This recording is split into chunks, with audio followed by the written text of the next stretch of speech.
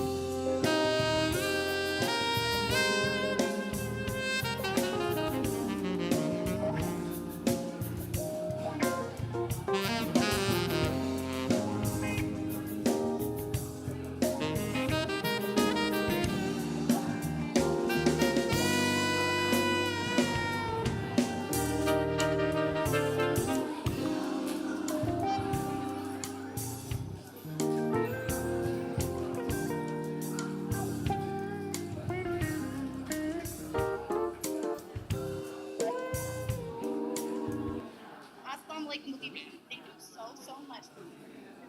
But please press the link in the chat because that is where graduation will be streamed. We will be kicking everyone out with the exception of Brother Anon in the next 2 minutes. So please, believers, press the link in the chat.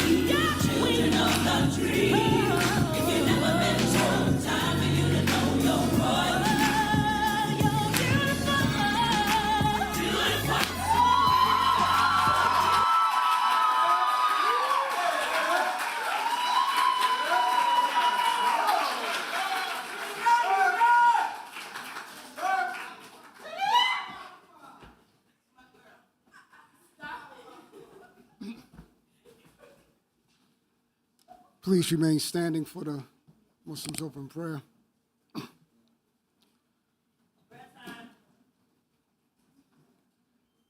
Surely I have turned myself striving to be upright to him who originated the heavens and the earth, and I am not from among the polytheists.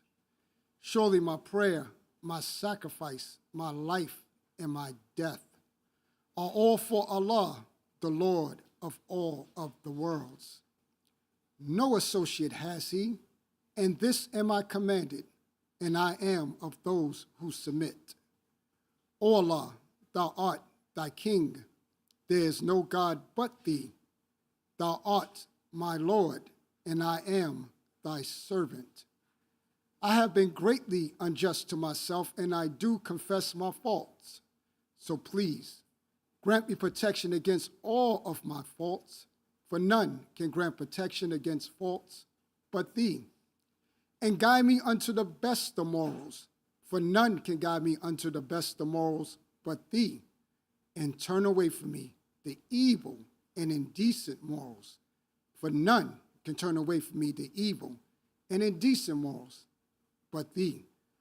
O Allah, bless Muhammad and the true followers of Muhammad, as thou didst bless Ibrahim and the true followers of Ibrahim, and grant thy favors on Muhammad and the true followers of Muhammad, as thou granted favors on Ibrahim and the true followers of Ibrahim. For in the worlds indeed only thou art praiseworthy and magnified in our midst forever. Ameen. Ameen.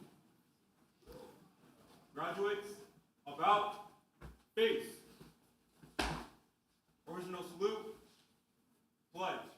In the name of Allah, the Beneficent, the Merciful, let us give praise to Allah, our God, for his love, mercy, and blessings upon us, and for giving to us a flag that represents the universe, the sun on whom we stars.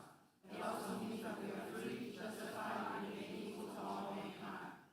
Ready front, about face.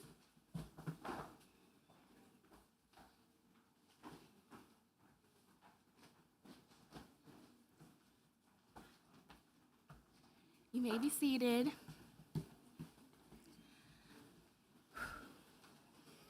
In the name of Allah, the Beneficent, the Merciful, I bear witness that there is no God but Allah who came in the person of Master Fard Muhammad, and I bear witness that the most honorable Elijah Muhammad is the exalted Christ and Mahdi, and I further bear witness that the Honorable Minister Louis Farrakhan is our divine reminder and Jesus in our midst forever. I would like to greet you all with the greeting words of peace. Assalamu alaikum. My name is Sister Siam Muhammad, and I'll be your host this evening. I am the MUI NYC supervisor. This is my first year doing so. It's a learning experience that I'm extremely grateful for, and I'm very honored to be here today. I want to take this opportunity to thank Student Minister Arthur and the Eastern Regional Laborers for all their hard work. I want to thank Sister Salima and Sister Akila for trusting me with this post. And I would also like to thank all the teachers in the high school department, Sister Lisa, Sister Allison, Brother Bobby, Brother Shahid, Brother Elijah, Brother Leaworth, and Sister Anaya, my right-hand woman. And to all of the MUI NYC staff in person and virtual, thank you for all your hard work and dedication. Whether we work together directly or not, as a young teacher, I've been able to learn something from each of you. As I am new to this role, I also feel that it's important to acknowledge Sister Sophia Muhammad, who was in this position for 3 years before me and built the high school department to be what it is today. Sister Sophia,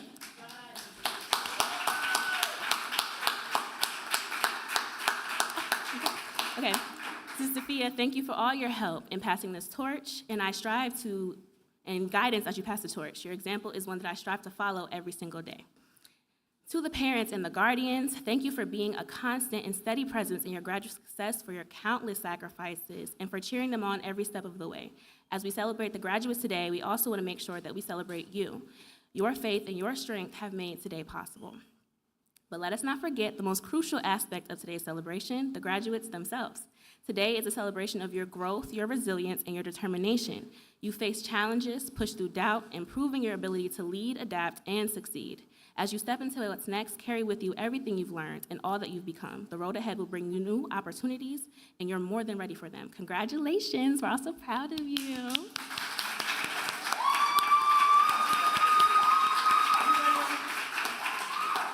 Okay, So at this time, we're moving on to the next segment of today's program. The Honorable Minister Louis Farrakhan was asked, how does a musician bring in a new nation? The minister answered, make your music a praise of God. If you write lyrics and make them uplift the minds of the people that hear whatever instrument you play. Know that your gift came from God, so use it for his glory, and you will be helping me in my mission. Sister Lisa Muhammad, who wears many hats in MUI NYC, is not just a teacher and educator. She is also a talented poet and will be gracing us with her talents this evening. Please welcome her with a warm round of applause.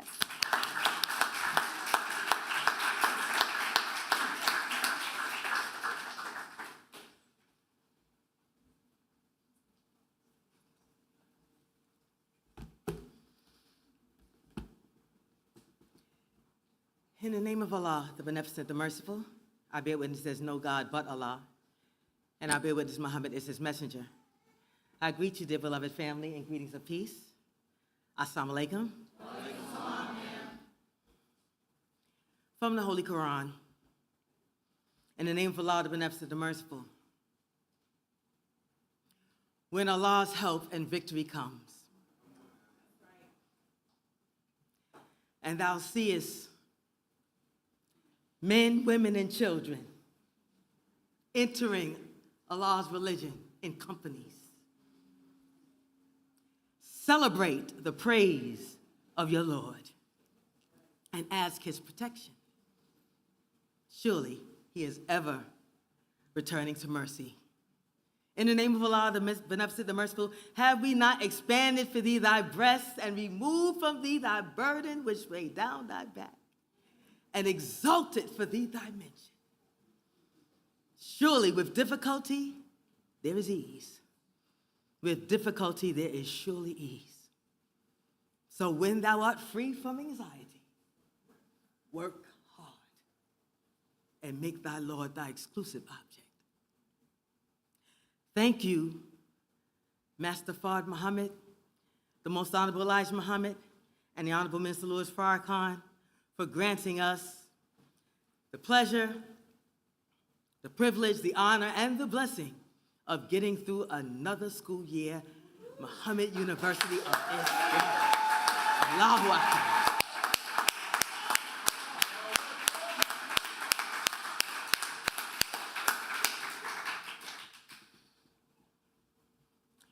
Okay, Sister Lisa, get to the poetry. Yeah, I must say, whatever poetic license that a sister has to say something is because of acknowledgement and recognition of the author of all of our existence, Allah in the person of Master Fard Muhammad. What I decided to share today for our graduates and all of us is a piece entitled, For the Freshmen in Us. Hold up, Sister Lisa, freshmen. Freshmen. We're seniors. Senior class of 2025. Yes, we are. Yes, you are. The longer I live on this little journey that we're on called life, the more that I see, I will reintroduce myself as part of the freshman class. Every single day I get blessed with life is a freshman day for me. And so I want us all, through our graduates, to look at the freshmen within ourselves. This is called For the Freshmen in Us. We are at a beginning part of our life, a jump off of our journey again. Inhaling another breath of fresh air after just experiencing another ending. Here we are starting all over again. We are fresh. Not as in flippant or sassy, for we are too classy to be nasty and rude. Part of the freshman class, not crass or crude, occasionally raw but refining our attitude. Some may call us novices, newbies, or neophytes.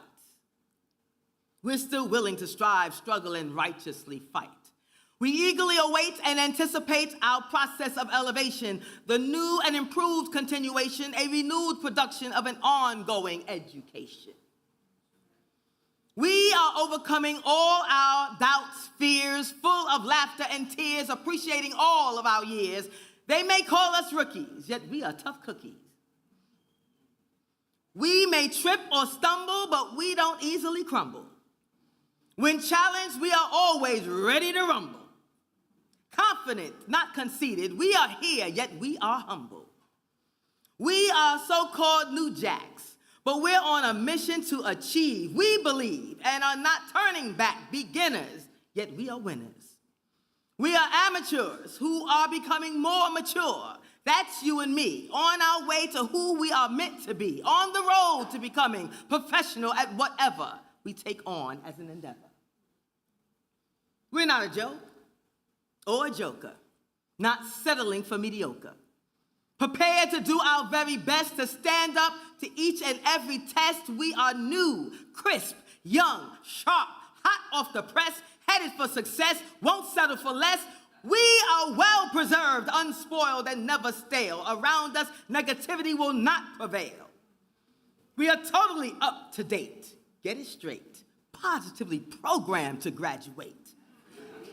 Perpetuate, accentuate, elevate our current state, always anticipate the next opportunity to participate in the process of our nature to be great.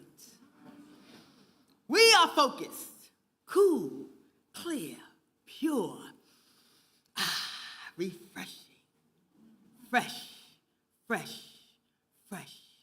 Yes, each and every year, we are freshmen. Congratulations, class of 2025. Bask in your day. You worked hard. You endured much to get here. Always embrace your status as freshmen. It will keep you fresh and new in every season. Thank you. I leave these that came before you in greetings of peace. Assalamu alaikum.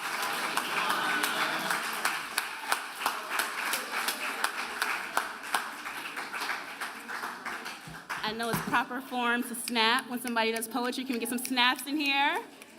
All right, thank you, Sister Lisa, so much. That was beautiful.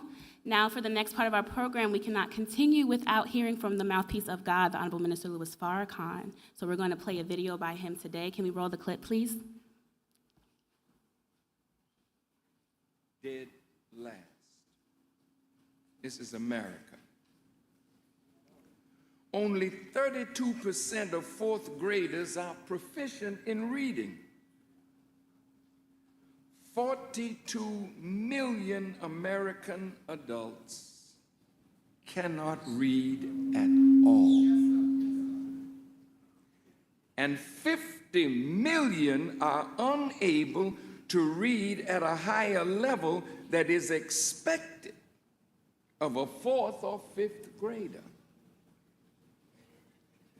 So that's 92 million out of 300 million in the greatest nation on earth that are educationally deficient. And that number increases by some 2.25 million each year. 20% of all high school seniors are functionally illiterate. 13% of public school children were enrolled in special education. Half of those were considered learning disabled. And over half of all public schools reported a criminal incident to the police. And 10% of schools reported serious violent crimes. Now, this is not black statistics. This is the general American public. Now, I'll be more specific with black education statistics. Only 12% of black high school seniors are proficient readers, while 54% have below basic reading skills. It is estimated that 40 to 44% of blacks, that's almost half of us, are functionally illiterate. Black children are almost 3 times more likely than white children to be labeled mentally retarded. Blacks are 2.5 times more likely to be placed in remedial or low-track classes. Even when black students show potential that is equal to or above that of whites, they are 40% less likely to be placed in advanced or accelerated classes. 2/3 of so-called minorities in public school fail to reach basic levels of national tests. And there continues to be marked disparities between black and white students in the national SAT scores. 32% of all suspended students are black, and black students are twice as likely as whites to be suspended or expelled. The high school dropout rate in some inner city communities approaches 50%. And only 26% of blacks who do finish high school go to college, while 37% of whites go to college. College-educated blacks are 4 times more likely than whites to experience unemployment. Black women account for nearly all of the gains made in black enrollment in higher education since the mid-1980s. At black colleges, women make up 60% of enrollment and 80% of the honor rolls. Where will these women find appropriate mates among our men?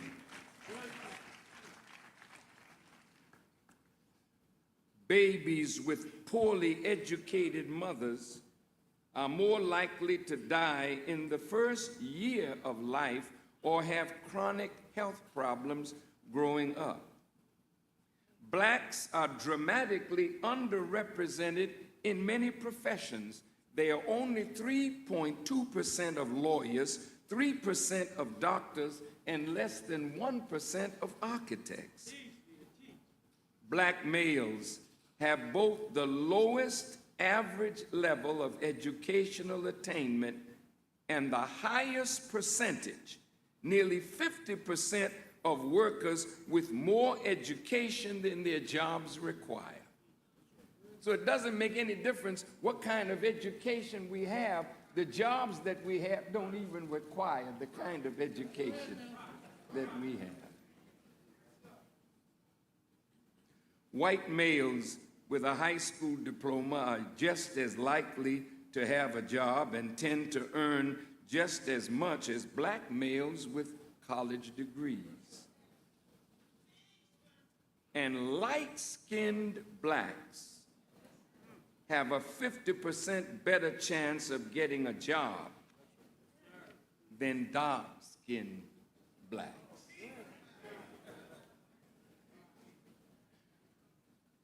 With statistics like this, if I were a doctor and the country were the patient in education, we could say that America has flatlined.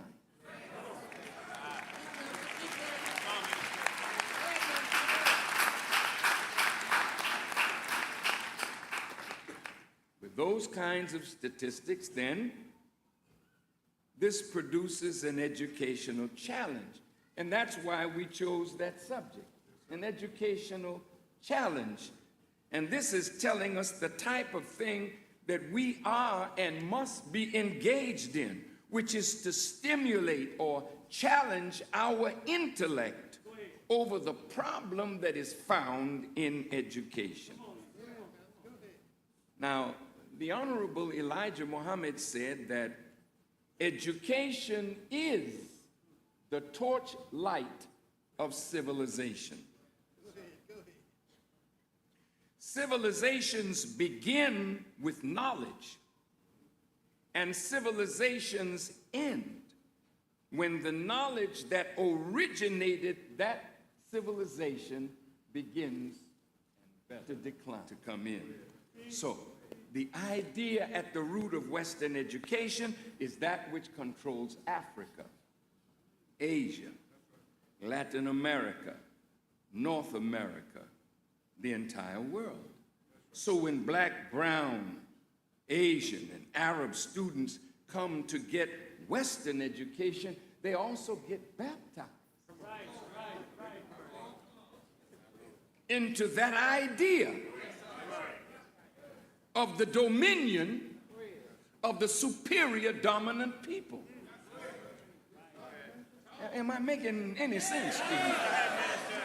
That's why Africa cannot develop, because her scholars are educated in Europe and America, and they have that idea in their head that makes them sick and makes them abusers of their people. Watch this.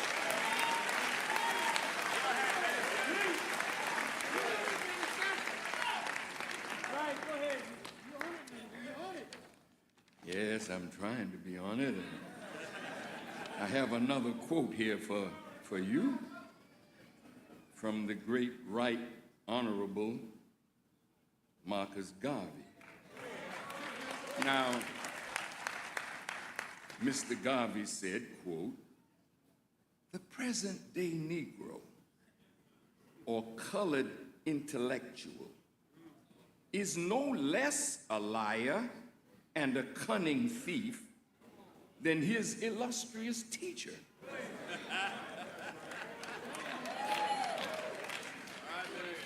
His Occidental, meaning Western, collegiate training only fits him to be a rogue and a vagabond and a seeker after the easiest and best by following the line of least resistance. He's lazy, dull, and uncreative.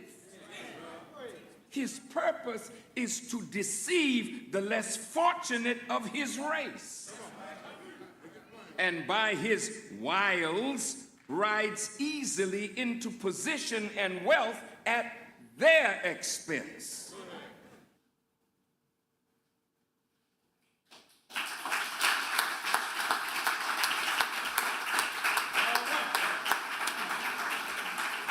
All praise is due to Allah. Now, listening to those statistics, I want us to all be grateful for what we're looking here on this stage of these statistics being beaten. We have people here who have completely beaten these statistics. Okay, we can. The reading proficiency in MUI is 100%. We don't have to suffer in that way. And so this is a representation of that success and the fact that we are stomping on those statistics that they have placed on us, not that we have picked up. So I just want everybody to, ruminate on that. Next up, we have Sister Akila with the middle school presentation. She's presenting our candidate, Brother Ali. So can we all give her a warm round of applause?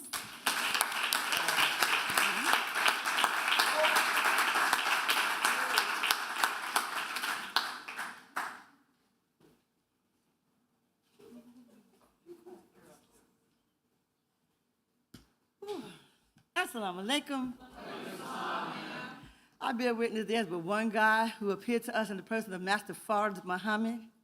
And I thank him so much for reaching on top of that pile of junk and picking out the most honorable Elijah Muhammad, who loved us enough to leave one in our midst, the Honorable Minister Louis Farrakhan. In their great and holy and righteous names, I greet you all, the family of Muhammad, with Assalamu alaikum.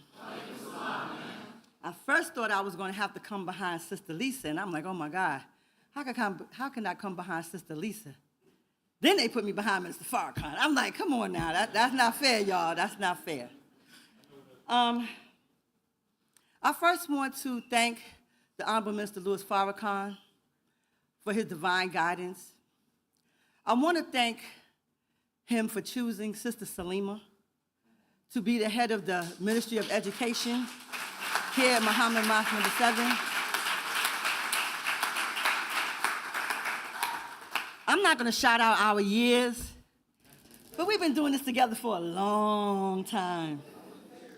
I look at the audience and I see people that were my students, and I was chastising them. Now I'm chastising their children while I talk to my own great-grandchildren. Praise be to Allah. In previous years, my students created a new grading system, and it was called the tier system. How many tiers can we get out of Sister Akila? Depending on how many tiers you get, you know what grade you got with your work. I love you all, and there's absolutely nothing you can do about it.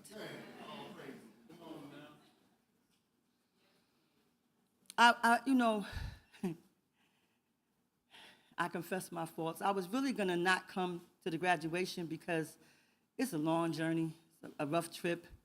I was very comfortable at home. And I'm like, they're going to have a graduation with or without me. And one of my students texted me and said, Sister Akila, when are you getting here and how long are you staying?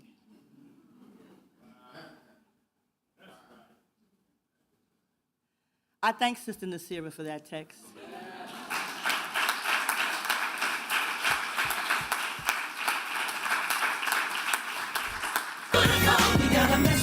Brother Elijah said the prayer, and it said, I've been greatly unjust to myself. I thought about how I thought that it didn't make a difference if I was here or not. That it didn't matter, everything would go on without me, and it does, but it's not the same. You can make bean soup without garlic, but it's not the same. So, I'm here. I'm here.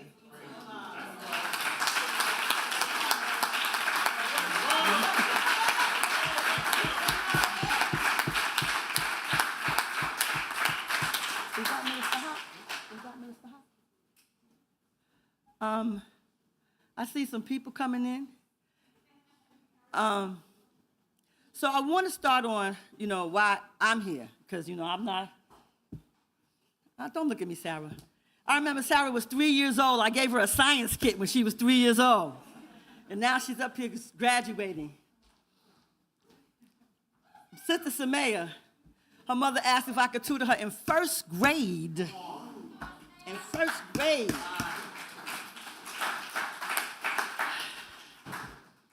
All of my beautiful students, sister, brother, and brother Anand, I don't know if y'all can see him.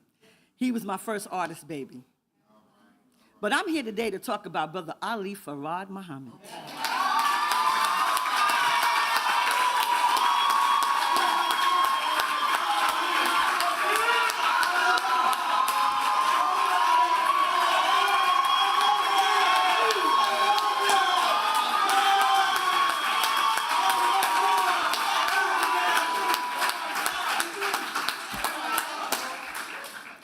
Brother Ali Farad Muhammad is not a perfect student, but he is a wonderful student. He is a true student. He has the heart of a student. Brother Ali Farad Muhammad is in the 7th grade. And before, I always want to push my students. I'm always trying to push somebody, push them up, push them up, push them up, right? I want our children to graduate with a PhD at 8 years old. That's my goal, right? But in order to make that happen, I can't make that decision by myself. Other teachers have to be willing to say yes as well. I asked Brother Bobby, the science teacher, And he was like, oh, yes, most definitely, Sister Killer. I definitely agree. All praise due to Allah. Yes, ma'am. I said, okay.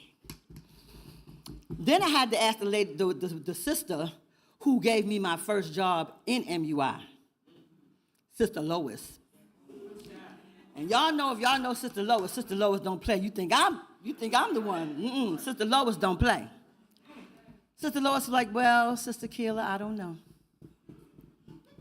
I have to think about it. Brother Ali is great. His name means great. He is really, really great. But I think I want more for him. So tell him I said no.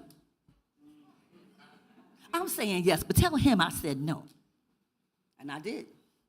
And so he started pulling and pushing and pulling and pushing and pulling and pushing, and he's here today.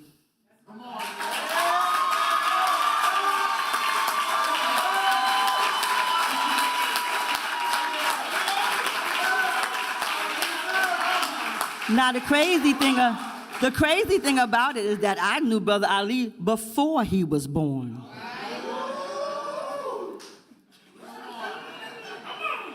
Whew. And y'all know I don't care nothing about nobody knowing my age. My birthday next month, I'm going to be 68 years old.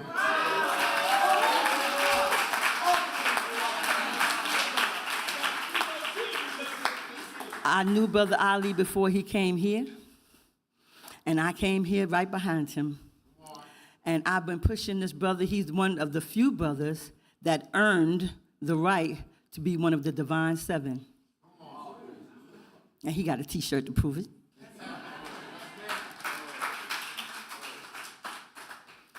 Brother Ali is one of those students that if, you know, you have those students, and you have parents, you have more than one children, you know which child to ask what happened. There are certain children you ask what happened, they ain't gonna never know. But Ali is the one that you ask what happened, he gonna tell you exactly what happened, even if he has to tell on himself. That's the one who we expect to be a judge. And you know, I was so impressed when Brother Ali told me that he wanted to be a minister because he wanted to walk in the footsteps of his father.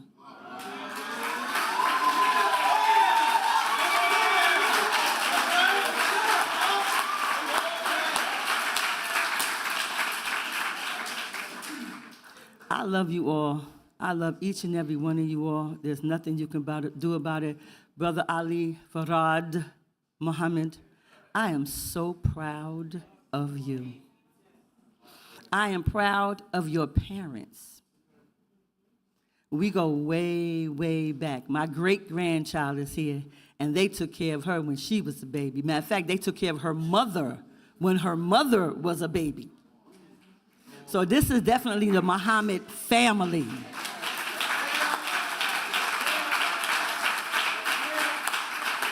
And I'm going to say to anyone in here who may have their children in the public school system, if it is in any way possible to bring your children to Muhammad University of Islam, and I just need you to say, we're not talking about Prophet Muhammad of 1,400 years ago, may Allah be pleased with him. That's not the Muhammad whose university we are. We are Master Farad Muhammad, University of Islam.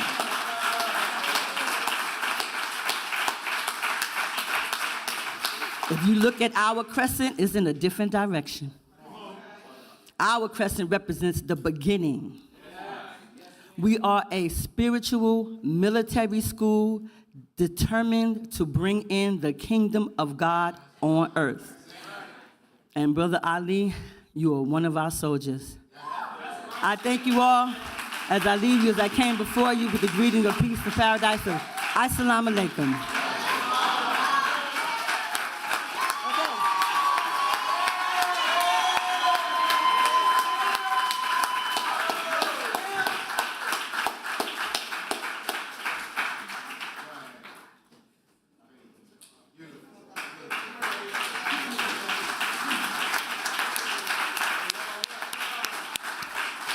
So with that wonderful introduction from Sister Akila, we're going to have Brother Ali Farad come up and do his speech.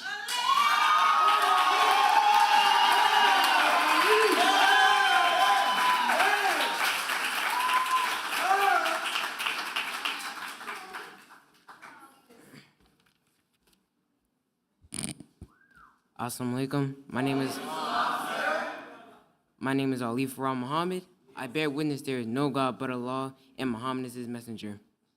I would like to thank Brother Student Regional Minister Arthur and his staff, Student Director Salima and her staff, and my parents for the blessing of attending Muhammad University of Islam. During my years at MUI, I have experienced joy, friendship, reflection, and family beyond blood. Starting from back when I first joined MUI, I knew in my mind how valuable this place truly is. Even though we may not have as many resources as other public or private schools, we still utilize what we have to the best of our ability. However, there remains another fact, that we have something they will never have, a bond that the nation has gifted us with, a bond that goes beyond classes or school, and a bond that goes beyond blood and friendship. One of the moments where I truly felt this bond was when I was in Brother Leroy's class. May Allah forever be pleased with him. We were studying the Iroquois nation and how they were established. And it wasn't the lesson specifically, but the way we communicated throughout the class. It was genuine, and it felt like I could truly ask questions and give my input without receiving backlash. That moment was something I've never experienced before, and that I'll cherish forever. While we're on the topic of unforgettable teachers, I would now like to highlight some of my most impactful teachers during my experience at MUI. Starting with a teacher who guided me into the history of the nation and America, this teacher showed me to look at all sides of history and opened my eyes to a greater knowledge. He taught me to surpass him, as he would always say, a real teacher will always want their students to go beyond them. I thank Brother Leroy for everything he's done for me. I pray Allah will forever be pleased with him. The next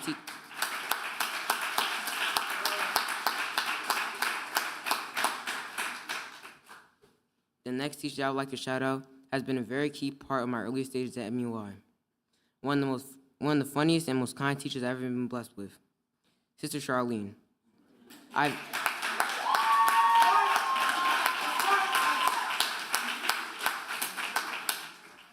value her way of understanding and unique style of teaching.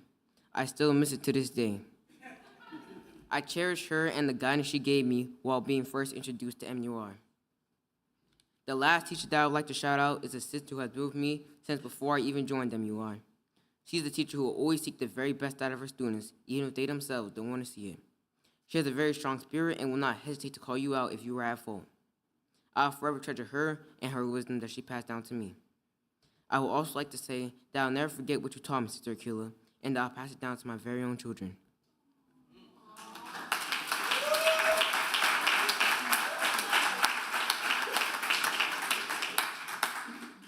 Additionally, I have been introduced to several dynamic teachers this year. I'd like to thank Brother Bobby Muhammad and Sister Lois Muhammad, who each saw past my faults and saw my needs. Thank each of you for your support and faith in me. I will not let you down. In conclusion, I would like to thank all my teachers, and I appreciate all the wisdom and understanding I gained from this school. I pray the next 4 years of my life greets me with the same family bond I experienced so far. I also expect in the next 4 years to discover more about the nation as well as history and meaning for it. I would like to thank my father, Brother Student Minister Henry Muhammad. You are the model of a man I strive to live up to every day. And lastly, I would like to thank the one woman who made this all possible, my beautiful mother, Sister LaShawn Muhammad.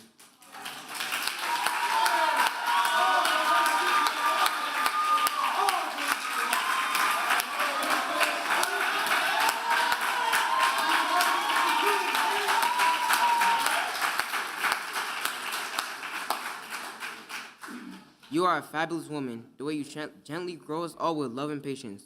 I pray that at least this day I have made you proud.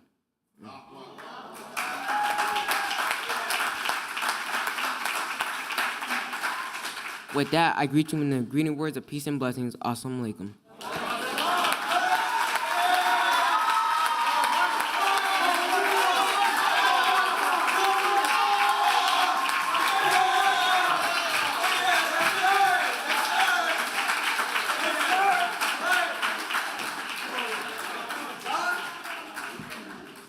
Wow. Oh my gosh. Okay. That was beautiful. Whew.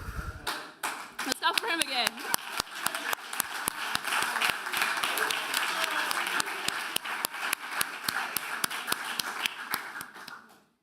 I promised myself I was not going to cry today. Okay, So next up on our program, we have this next individual who I had the honor of working with at MUI New Jersey, which was my very first job. He is someone with a deep love for Muhammad's children, a tireless worker, and someone who understands firsthand what it means to take on great leadership responsibilities at a young age. He has a unique ability to connect with young minds and inspire them to strive for excellence. So when his name came up as a suggestion and a potential keynote for speaker today, there was no hesitation. The answer was already yes. Please welcome with a warm round of applause the Student Minister of Mosque Number 25, Newark, New Jersey, Student Minister Abdul Haq Muhammad.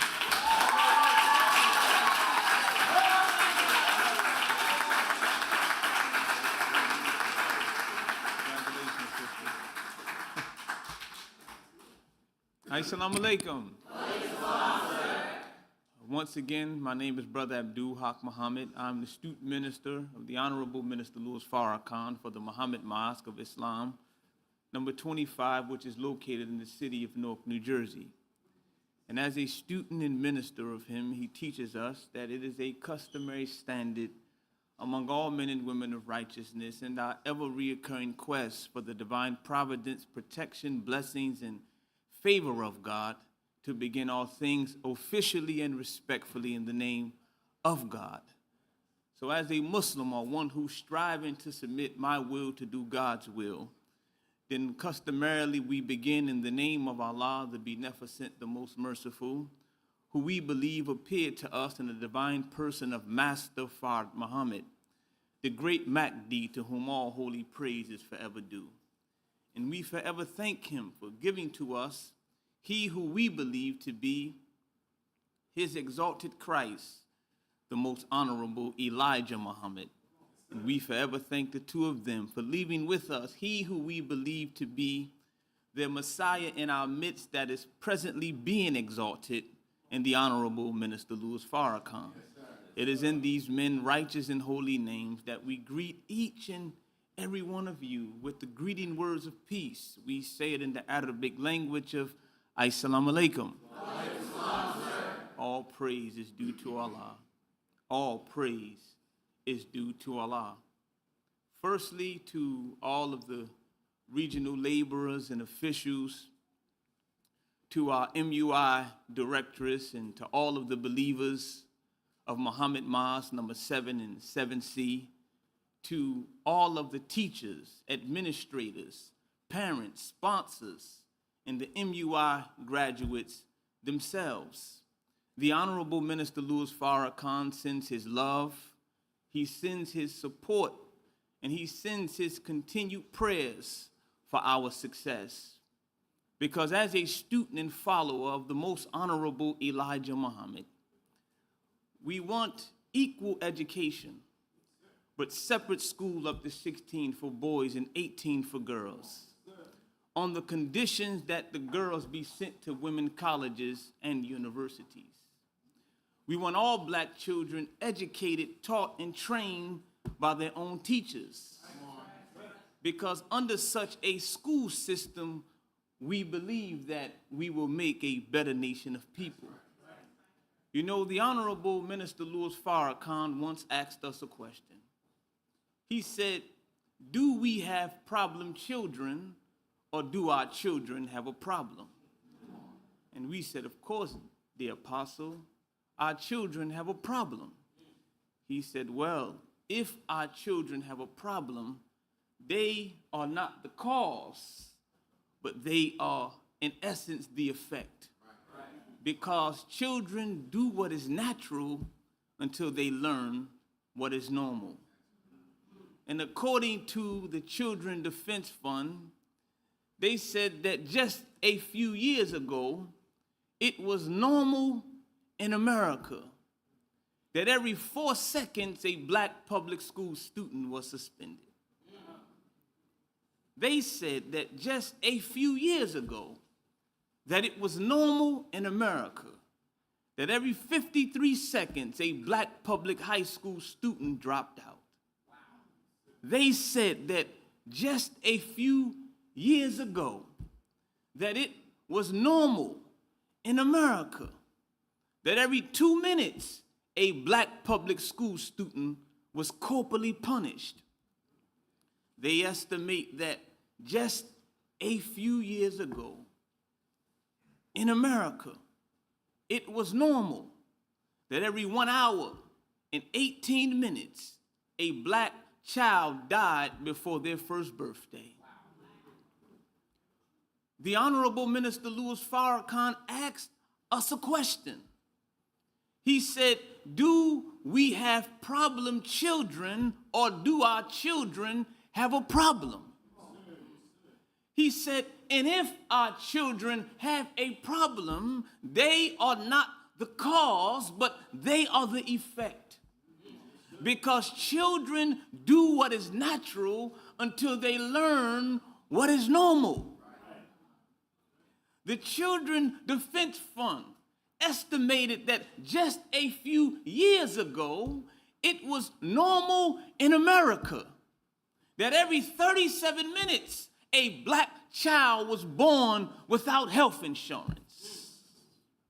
Just a few years ago, it was an American norm that every 3 minutes in America, a black child was born into poverty. And that every 7.5 minutes in America, a black child was born into extreme poverty. They estimate that just a few years ago, that it was an American norm that every 1.5 days, a black mother died from childbirth or child complications. Do we have problem children, or do our children have a problem? Our children have a problem, brother minister. Well, if our children have a problem, they are not the cause, but they are the effect. Because children, in essence, do what is natural until they learn what is normal. Oh, just a few years ago, they said that it was normal in America that every 2 minutes, a black child was arrested. And that every 17 minutes, a black child was arrested for a violent offense, and that every 20 minutes in America, a black child was arrested for a drug offense. And that every 1.5 days in this America, a black child died by an act of suicide. Wow. Oh, but my beloved MUI graduates, the Honorable Minister Louis Farrakhan has decreed and declared from the Most Honorable Elijah Muhammad that God the Beneficent, that God the Merciful, that God is anxious. Somebody say, God is anxious. God is anxious. Okay, here it is now. Hold on to your seat. That God is anxious to prove to each and every one of you that he's with you. Come on. Right. Come on, brother. Come on. That's right.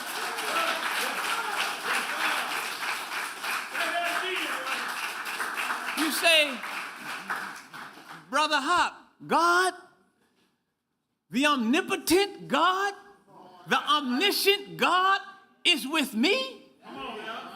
The Honorable Minister Louis Farrakhan wants you to know from the Most Honorable Elijah Muhammad that it does not matter how tall you are, that it does not matter how short you are, that it does not matter how light you are, that it does not matter how dark you are, that it does not matter how thin you are, that it does not matter how big you are, that it does not matter how long your hair is or how short your hair is, that it does not matter if you are male or you are female. The Honorable Minister Louis Farrakhan wants you to know from the Most Honorable Elijah Muhammad that God has blessed each and every one of you with a piece of himself.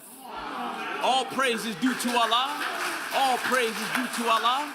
All praise is due to Allah. All praise is due to Allah.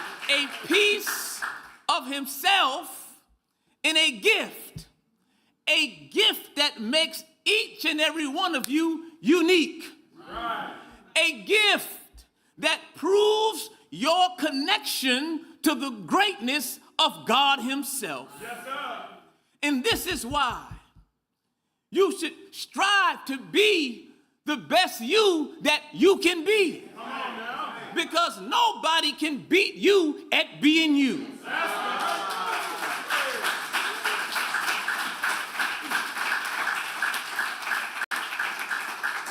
You should strive to be not somebody else. Because if God wanted you to be somebody else, he would have made you somebody else. For we serve a God who does not make mistakes. You should strive to be the best you that you can be. Come on, brother. Because nobody can be a better you than you. This is why it is critically incumbent and imperatively important that each and every one of you love yourself. In fact, I need you to look to your left, look to your right, and tell somebody sitting in the room to love yourself. I need you to get on Facebook. I need you to get on Twitter. I need you to get on Instagram. I need you to get on TikTok and tell somebody who follows you to love yourself.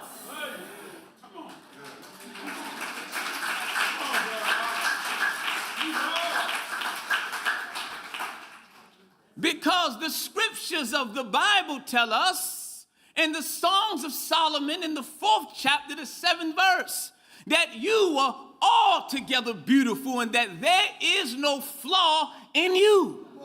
The scriptures of the Bible tell us in the book of Psalms in the 139th chapter, the 13th and 14th verse, that God formed us or put us together in our mother's womb. It says that so we should praise God because each and every one of us are fearfully and wonderfully made. The Holy Quran tells us in the 95th chapter, the 4th verse, that certainly, surely, Almighty God created each and every one of us in the best of makes. So the Honorable Minister Louis Farrakhan teaches us from the most honorable Elijah Muhammad that each, not sometimes, but each and every time you look in the mirror, you are in fact looking at the handiwork of God.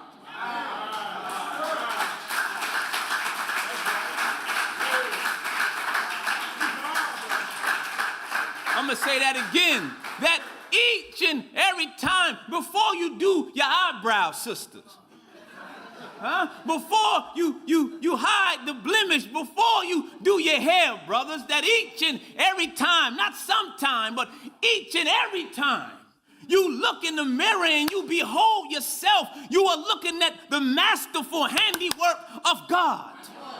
Then the Honorable Elijah Muhammad said to us, through the Honorable Minister Louis Farrakhan, that each and every time you look in the face of a black man or a black woman, you are in fact looking at God.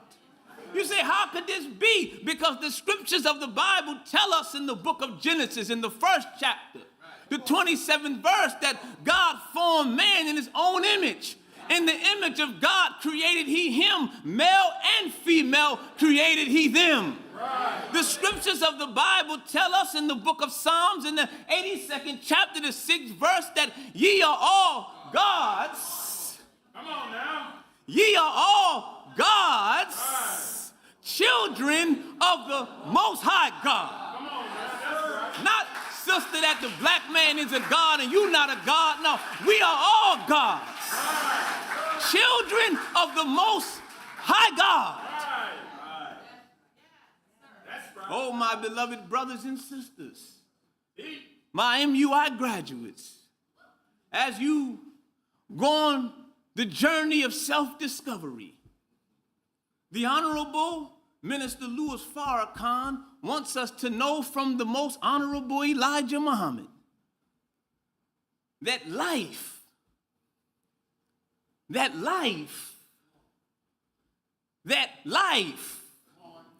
was never meant or intended by God to be easy.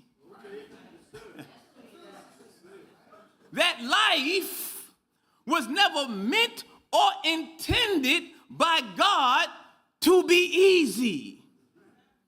So this means that life will always present those of us who live life with some sort of struggle. This means that life will always present those of us who live life with some sort of misfortune. This means that life will always present those of us who live life with some sort of setback, some sort of anxiety, some sort of grief, some sort of discomfort, and some sort of disease.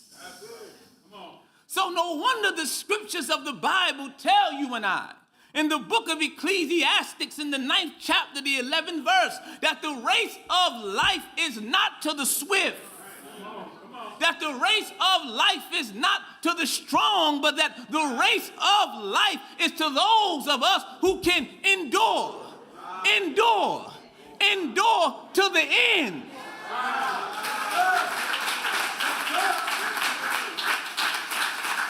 The race of life is to those of us who can what?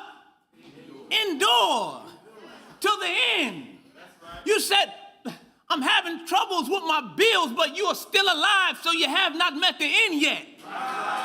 You said my relationship is in turmoil, but you're still alive, so you have not met the end yet.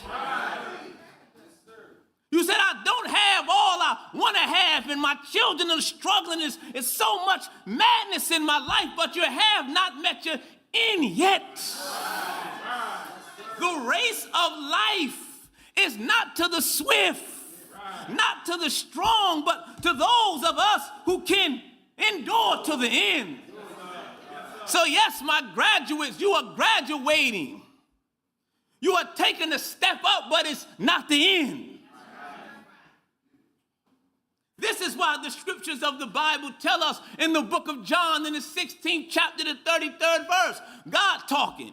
He said that in me you'll have peace, but in this world you'll have much trials and much tribulation. Yes, sir. Is there trials in your life? Is there tribulation in your life? Come on. Well, the Honorable Minister Louis Farrakhan said, welcome to life. Then he asked us, what is life? He says life is activity that's in accord with your nature. Life is activity that's in accord with your nature. And what is your nature, MUI graduates? What is the nature in which God himself have created you, have fashioned you and made you into shape? What is your nature?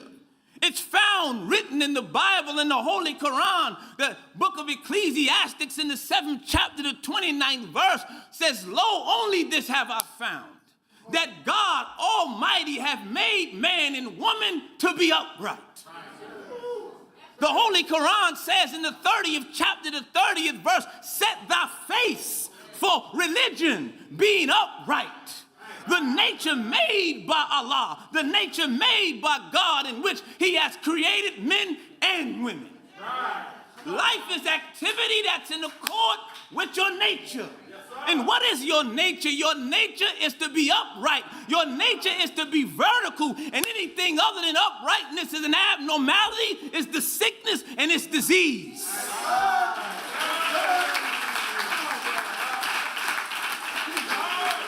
The nature made by God, in which he has created men. God gave us a nature from himself. Yes, sir. You and I are a direct descendant of God. So why should you and I not be in the school of God? MUI is the school of God to make God.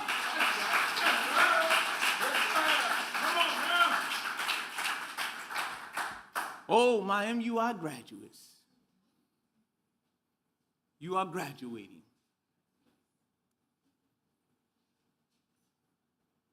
This is not the end. This is just the beginning. For the Honorable Minister Louis Farrakhan teaches us from the most honorable Elijah Muhammad that each and every one of you was born with a predetermined goal. Not determined, but predetermined. Well, who determined it? It was not your mother, and we love your parents. It was not your father. They did not predetermine the goal of your life. Right. You and my Creator is the one who gave us the predetermined goal. So the Quran says in the 53rd chapter, the 39th verse through the 42nd verse, that man and woman can have only what they strive for. Right. And that their striving will soon be seen. And that to thy Lord is the goal. I want to stop, put the car in park. The Honorable Minister Louis Farrakhan teaches us that no leader can want for the people more than the people want for themselves.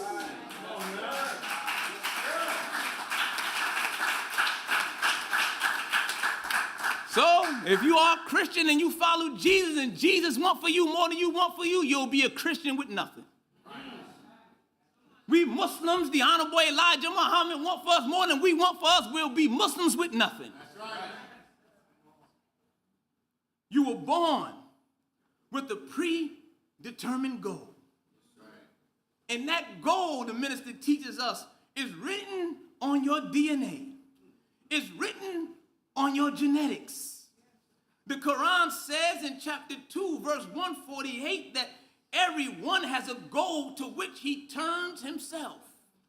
And sometimes the goal upon which we turn ourselves is in direct contravention to God's goal for us.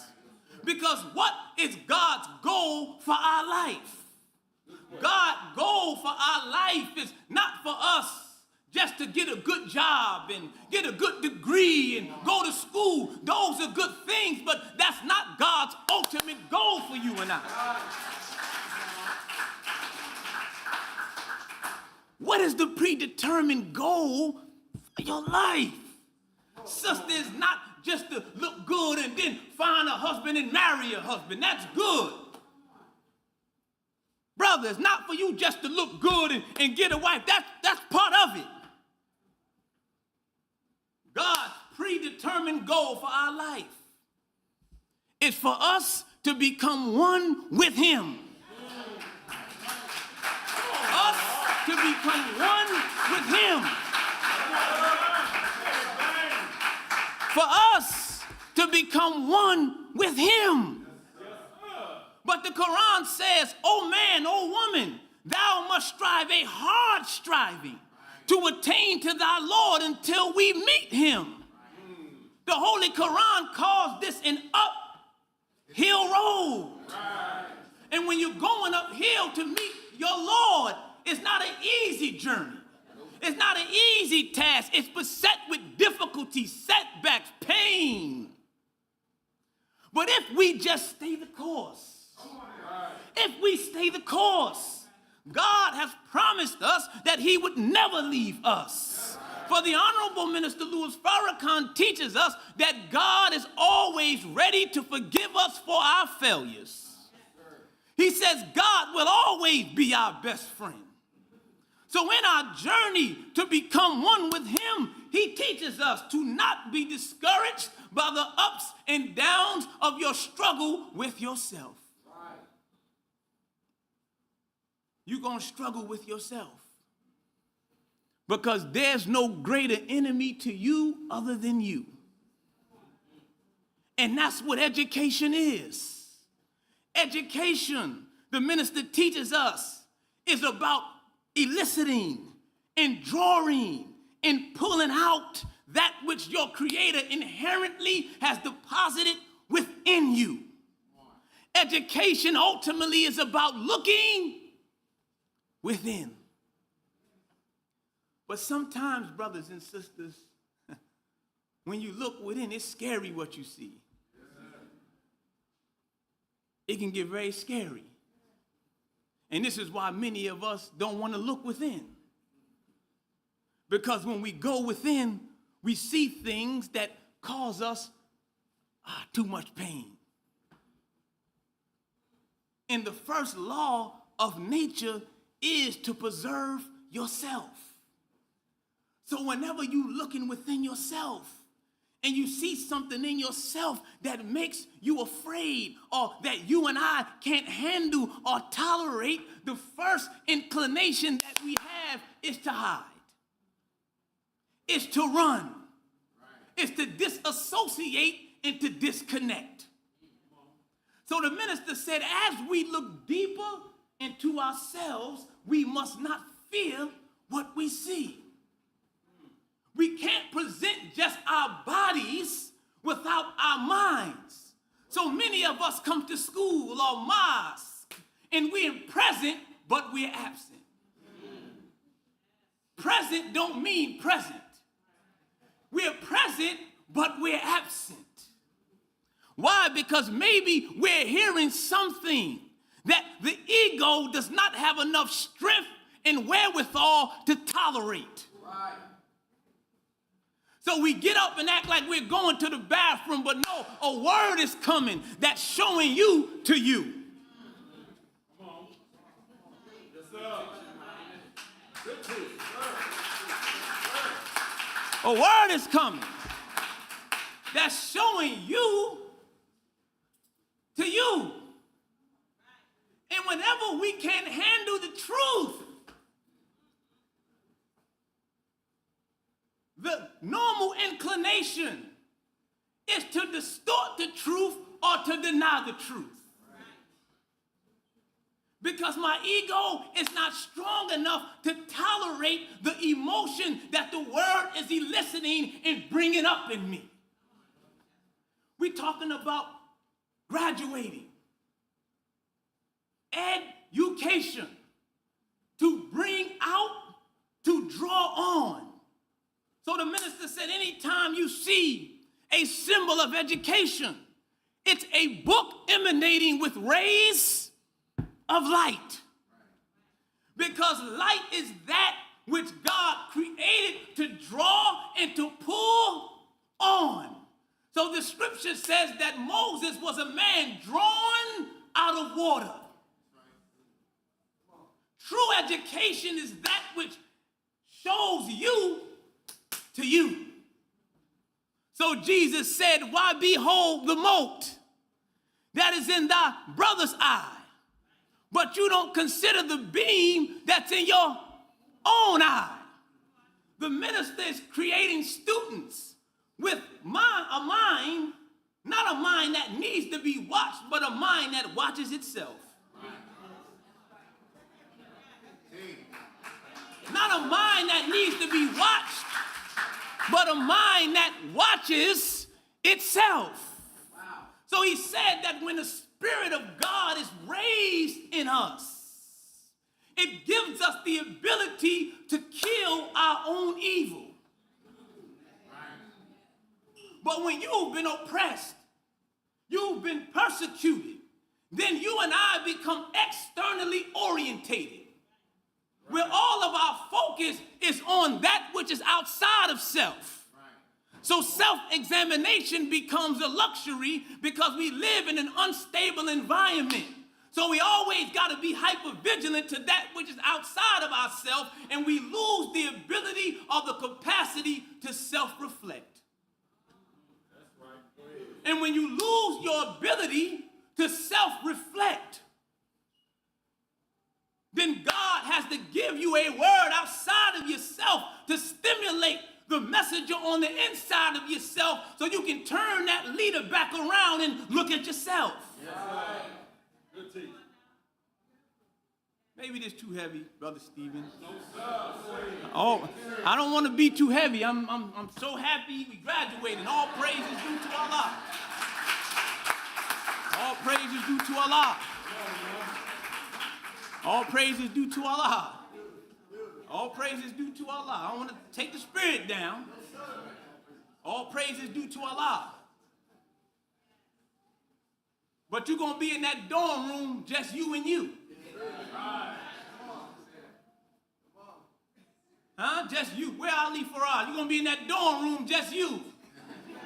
You and your Lord, and you're not going to have a father or mother. Don't do it. It's just going to be you. So the minister said that these institutions are structured to be the stewards of our life force. And they teach us for a limited amount of time how to make choices between right and wrong, so when we leave from here, we know how to make those same choices in an environment that's not conducive to our nature. So if when you come here, you don't learn the necessary skills, tools, how to manage and handle yourself when you leave here, this has not done its job and it becomes obsolete. So knowledge or character is the sea on which knowledge floats. The minister says your profession is not your humanity. Your gift is not your humanity. My MUI graduates, everyone here loves you. God loves you. But you gotta love yourself. You have to love yourself. However, the minister says when you disconnect from God, you misperceive. And when you and I are in a state of subjective distress and we are overcome with emotions, we begin to live in the polarity of extremes. So either everything is all good or everything is all bad. The minister says, no, we have to see improvement as it relates to not just this or that, but the nuances, and we have to see our improvement in degrees. So there's going to be times when you do things and see things about yourself that you don't like. But it's a facet of yourself, it's not your whole self. So don't condemn you or talk down on you. The minister said, don't do that. A mistake is a mistake and a fault is a fault. But God don't judge like we judge. God puts our behavior on a scale and he weighs the good and the evil. And as long as the good outweigh the evil, then God is with you. But when you falter or you fall and you make a mistake, sometimes, brothers and sisters, because of the way that we've been taught by this world, our self-concept is distorted. So we can become almost like neurotically self-critical. Where we are self-critical to the point that it's excessive and we are beating ourselves to the point of no return. So a part of this journey of loving yourself, it comes with empathy. You got to have a level of self-compassion. And you got to be able to see outside of the narrowness of self in the broadness of context. We love you, MUI graduates.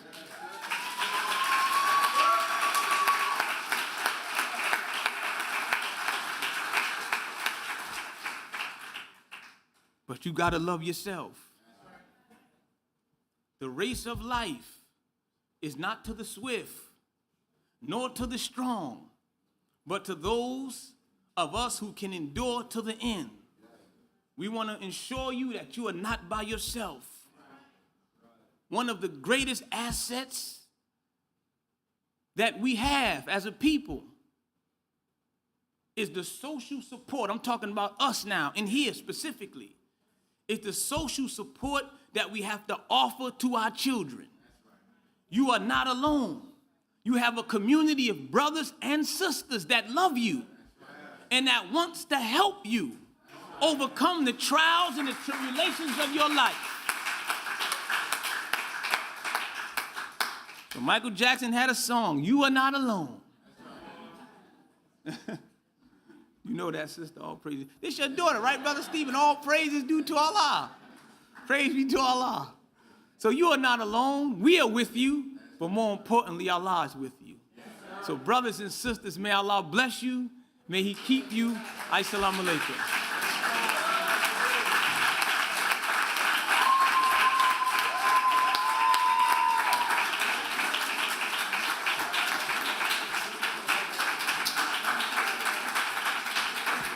All praise is due to Allah. All praise is due to Allah. Let's give him another hand.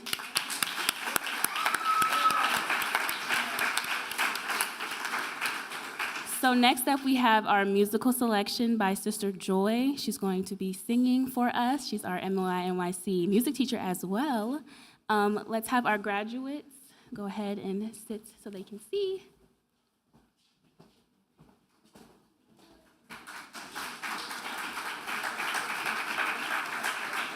And keep that applause going for Sister Joy.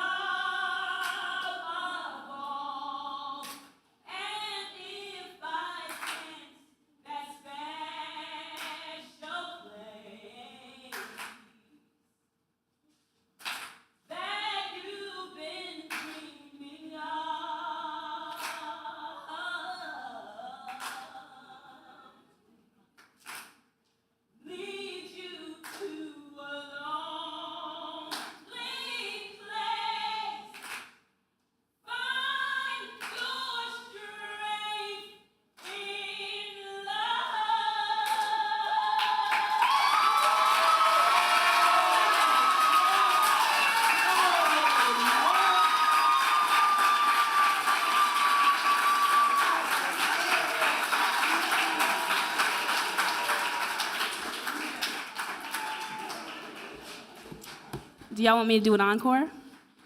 Y'all want me to sing? No, I'm just kidding. Okay, so now we're at the part of our program where we are introducing our graduates and hearing our graduates' speeches.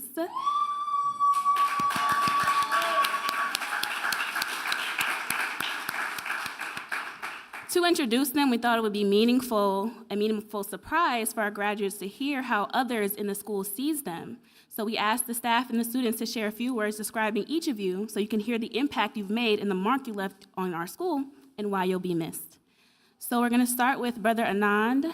Brother Anand has been described by his fellow peers and teachers as an introspective, creative, and one-of-a-kind student, someone you just know is going to be the next Picasso.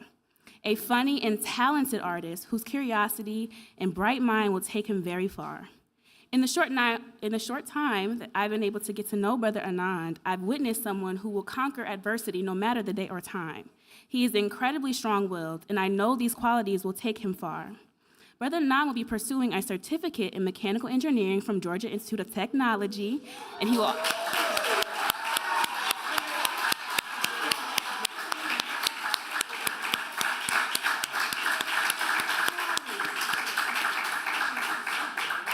He will also be studying 3D animation.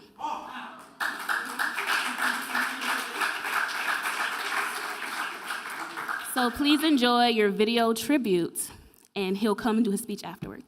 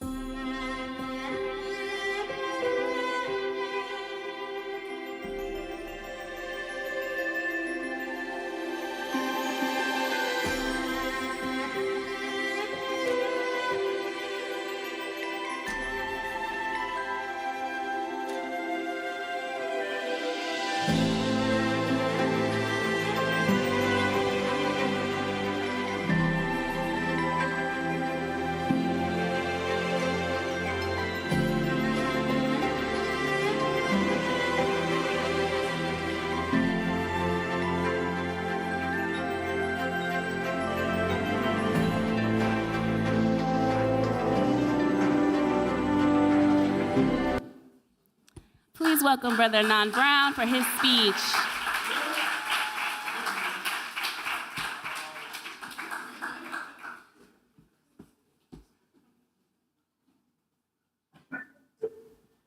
There's me.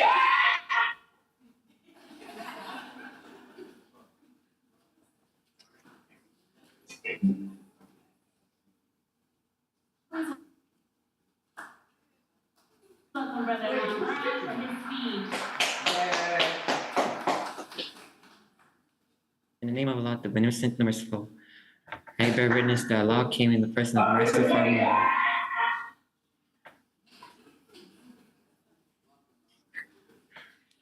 Came in the person of Master Muhammad, and I bear witness that the Honorable Elijah Muhammad is his servant, our Lamb. The Honorable Minister Louis Farrakhan is our grace, our comfortable, and the helpmeet of the Honorable Elijah Muhammad. As-salamu alaikum.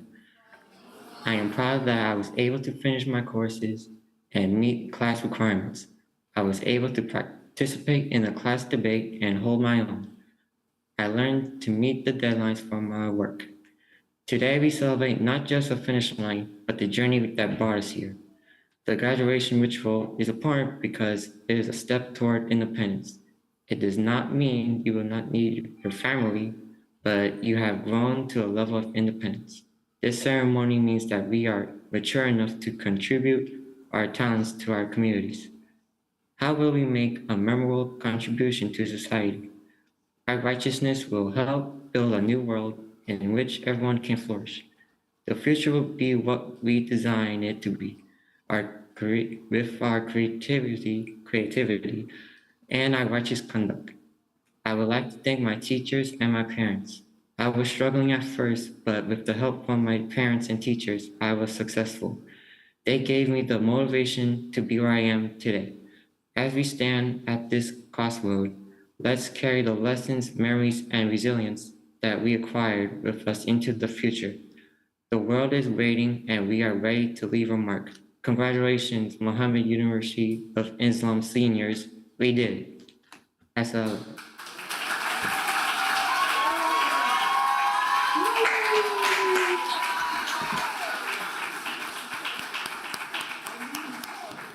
All praise is due to Allah. Next up, we have Sister Anissa Shepherd.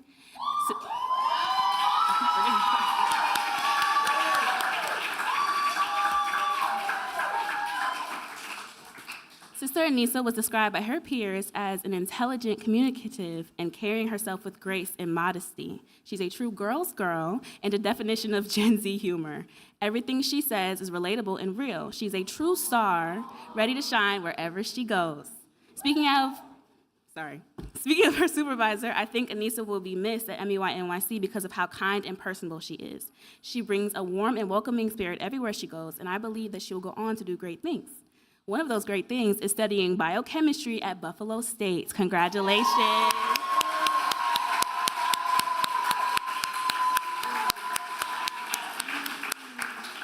Here's your video tribute. Enjoy.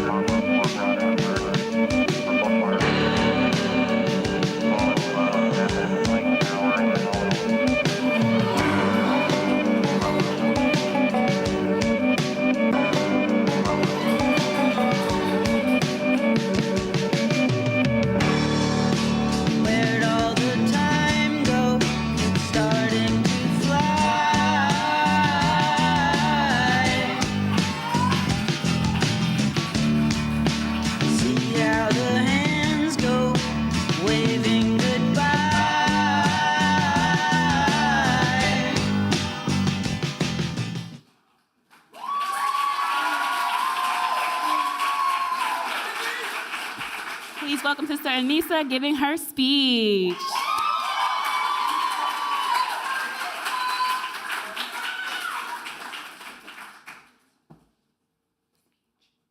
Sister Anaya has a paper, the speech.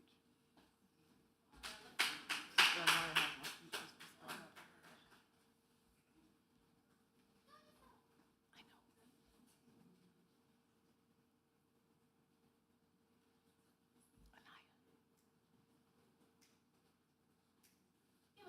Yeah.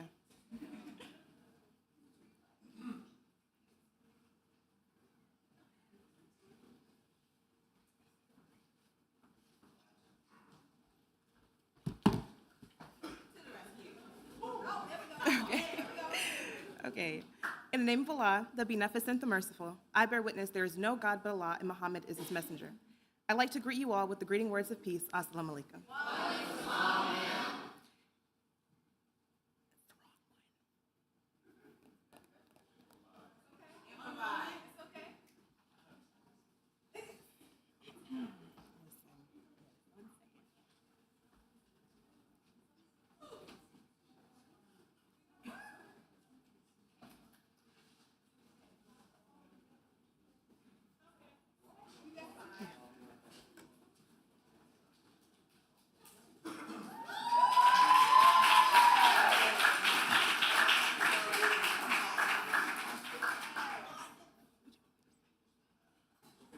Okay, just give us 1 second, please.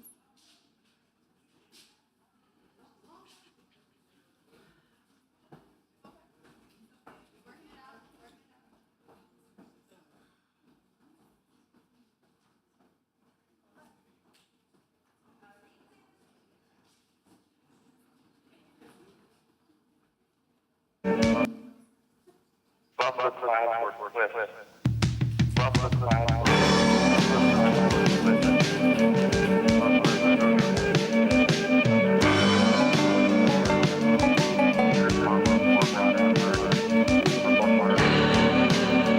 right, family. Technical difficulties happen. We're going to keep it moving, and we are going to come back to Sister Anissa.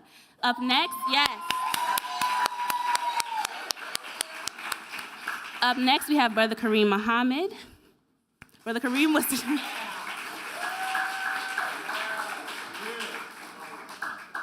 Brother Kareem was described by his fellow peers and teachers as someone who is compassionate, witty, and determined. He is someone that others look up to. He knows how to encourage others and still radiate a quiet intellect that does not intimidate those around him. Kareem's commitment is truly impressive and inspiring not only to his peers, but to me as his supervisor.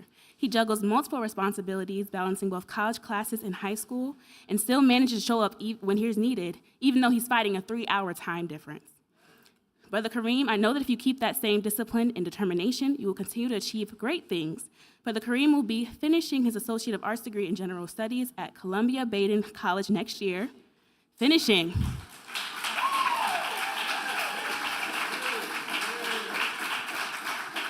He's still exploring his options on where he will go next year to continue further continue his education. Congratulations, Brother Kareem. Here's your tribute video.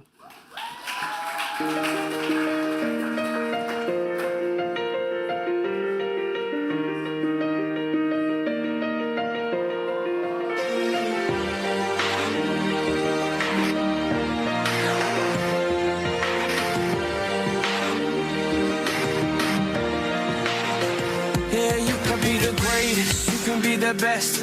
You can be the King Kong banging on your chest. You can beat the world. You can beat the war. You can talk to God, go banging on his door. You can throw your hands up. You can beat the clock. Yeah. You can move a mountain. You can break rocks. You can be a master. Don't wait for luck. Dedicate yourself and you go find yourself. Standing in the Hall of Fame. Yeah. And the world's gonna know your name.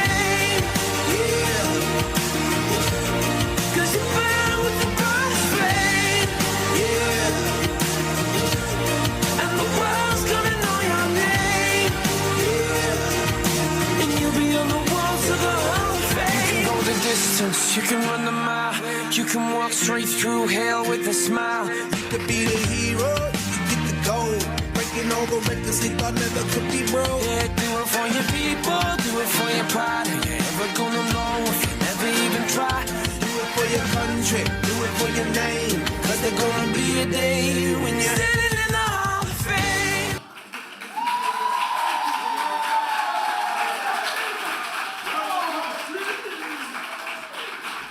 Please welcome with a round of applause Brother Kareem Muhammad for his speech.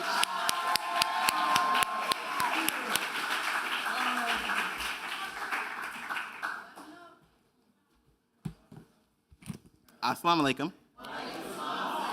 I bear witness there is no God but Allah who came to us in the person of Master Fard Muhammad. I bear witness the Honorable Elijah Muhammad is his servant, and the Honorable Minister Louis Farrakhan is his divine helper and comforter in our midst. When I first came into high school, I did not think it would change me that much. I figured it would be a harder version of middle school, but I was wrong. High school changed everything. I learned how to think in new ways, how to see the world from different perspectives, and how to grow as a person. There are challenges due to me being a virtual student in a different time zone, and there was a disconnect between myself and my classmates. And one of my most cherished memories is meeting my classmates at Savior's Day in 2023, 2024.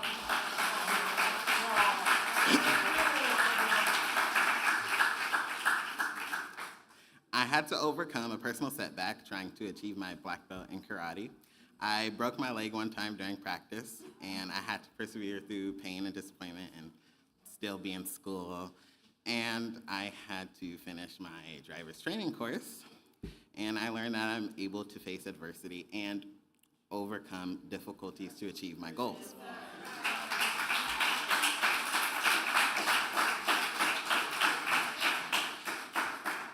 After participating in the MUI Reading Challenge for 4 years and the MUI Writing Workshop for 1 year, I have successfully completed my first book, and I look forward to being a writer.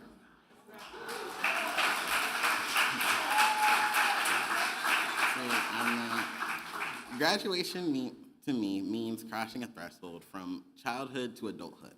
The graduation ceremony means we'll be recognized by our community as the upcoming contributors to the great future we all want, the hereafter. And now it's time for the next chapter of my life. Yeah, it's a little scary, but I believe I'm ready. And we're not leaving with credits or experience, and we're leaving with growth and the ability to know that we can persevere. I want to thank my parents, my mom and my dad, for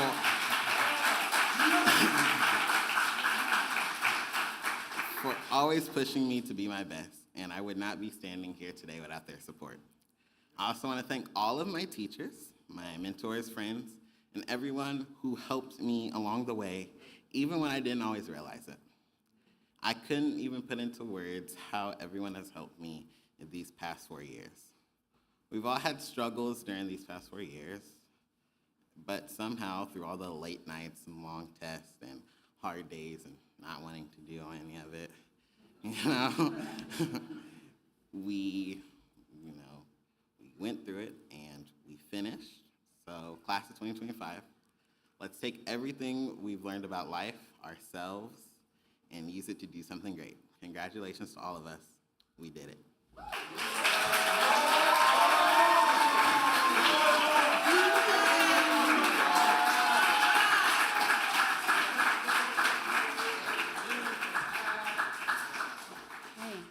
So we're going to go back to Sister Anissa. Her speech is very much worth the wait, so let's give her a round of applause.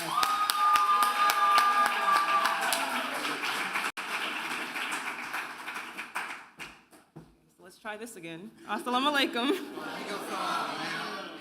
As I stand before you today, I cannot help but reflect on all of the achievements throughout the years, from earning my driver's permit, becoming a registered MGT, and serving as one of our high school student body presidents. These accomplishments did not come easy. They came with hard work, persistence, and yes, a few sleepless nights. I learned valuable lessons along the way. I learned not to procrastinate, no matter how tempting it was to wait until the last minute. I learned to ask for help and not be shy about it, because no one truly succeeds alone. These lessons will carry me far beyond the classroom.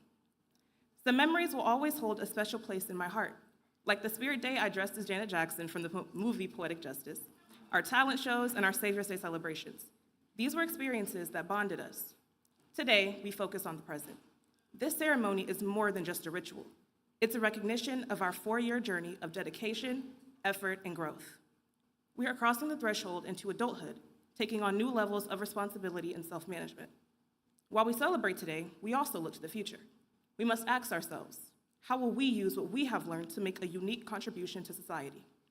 As Muslims under the teachings of the Most Honorable Elijah Muhammad, as leaders, as individuals with integrity, how can we reflect righteousness in a world that desperately needs it? Our education isn't just for personal success, it's for service, for building a better world. As we step into the world, I'm confident that we are ready to use what MUI has taught us. I want to express my deepest appreciation to all of my teachers and family, and to Muhammad Mosque number 23. Your relentless dedication has paved the way for me to stand here today. Your support is invaluable.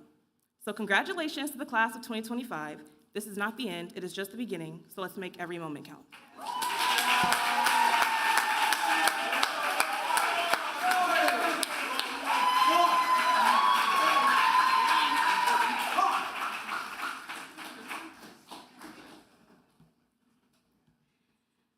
Okay, next up we have our salutatorian, Sister Samaya Muhammad.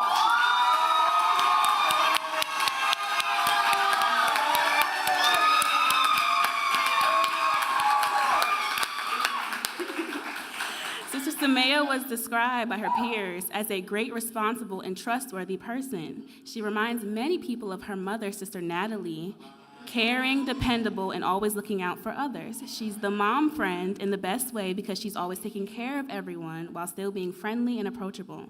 Sister Samaya has a sweet spirit and is full of energy and lights up every room. As her supervisor, I've witnessed a great deal of commitment and discipline from Samaya. She went above and beyond this year, doing everything she can to write her letter and become a registered member of the Nation of Islam.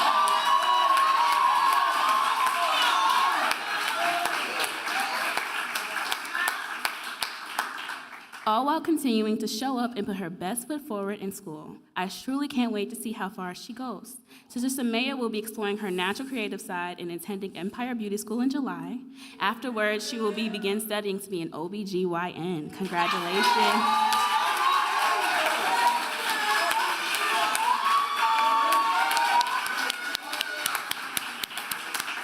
Here's your tribute video.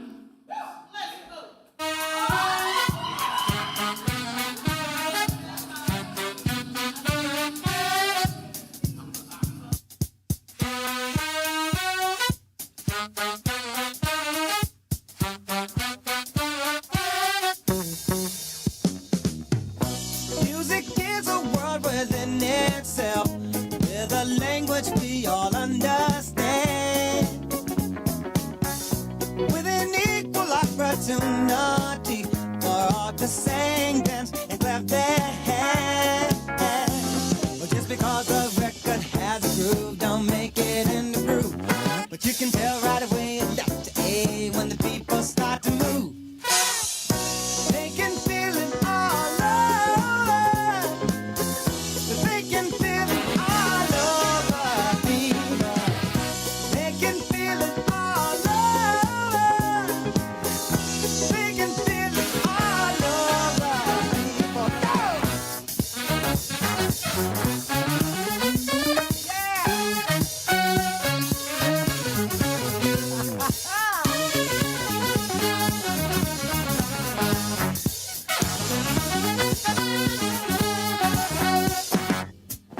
Music knows it is and always will be one of the things that life just won't quit. But here's some of music's pioneers that time will not allow us to forget now. Well, there's Basie Miller, Satchmo, and the king of all Surdu. And with a voice like Alice ringing out, there's no way the band could lose. You can feel it all over. You can feel it all over, people. You can feel it all over. You can feel it all over, people. You can feel it all over. You can feel it all over, people. You can feel it all over. You can feel it all over, people. Yeah, go.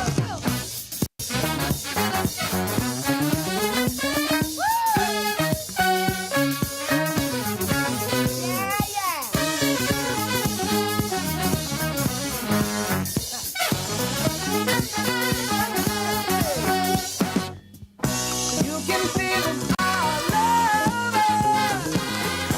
You can feel it all over, people. You can feel it all over. You can feel it all over, people. You can feel it all over. You can feel it all over, people. You can feel it all over. I can feel it.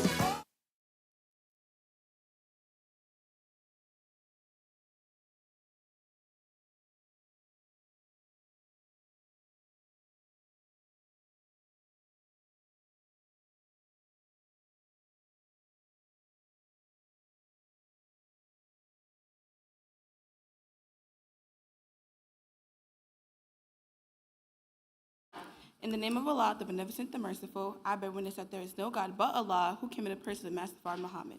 I bear witness that the most honorable Elijah Muhammad is his servant, our Christ, and the most honorable Minister Louis Farrakhan is his divine helpmeet and our comforter and guide. I would like to greet you all in the greeting words of peace of Assalamu alaikum. I would be remiss not to acknowledge the powerful women of our nation, the MGT and GCC, and the mothers of the faithful. Mother Claire Muhammad, the founder of homeschooling in our community. Mother Tainetta Muhammad, our national instructress and ambassador. Mother Khadijah Farrakhan and Mother Semaine, Minister Farrakhan's beloved mother, whom my father graciously named me after.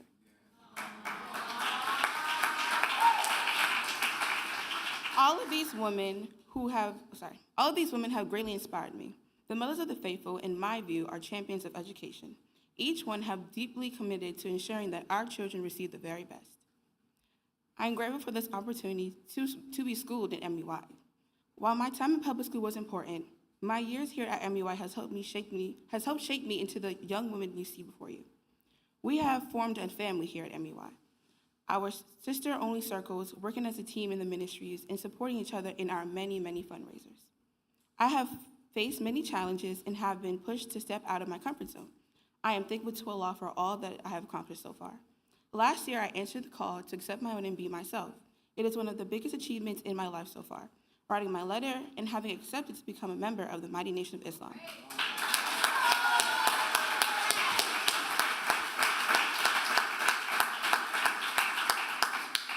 In addition to that, becoming a vanguard in Muhammad's army has been a life-changing experience.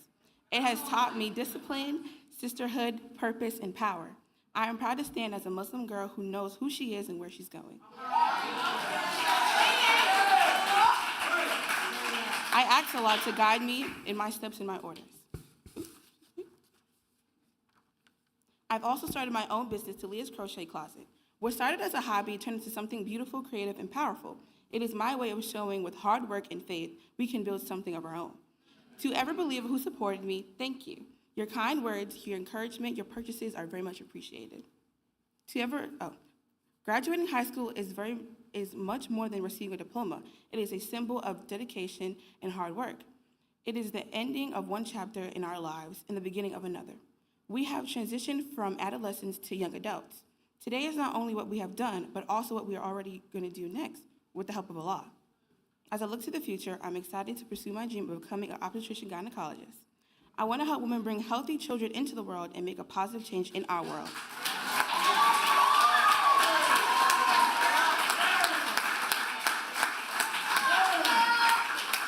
I know that my classes will make a positive contribution to society as well as bringing their skills and skills back into our mighty nation. All praise is due to Allah. I'm so honored to stand before you today as a proud graduate.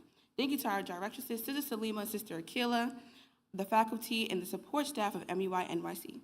Thank you for your time, your lessons, your patience, and your guidance, and your kindness. You helped shape us into the young adults we are today. For the past 6 years, you didn't just teach me books. You have taught me to believe in myself. To my tribe, my parents, my siblings, my aunts, and my uncles, thank you for being my foundation. My parents, Brother Down and Sister Natalie, thank you for your love, your prayers, your unwavering support.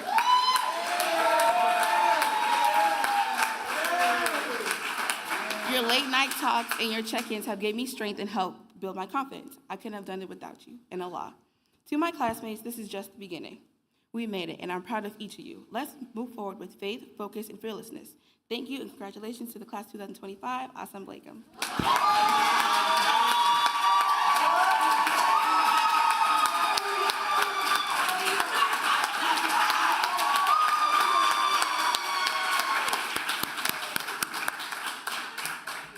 All praise is due to Allah. And last but not least, our valedictorian,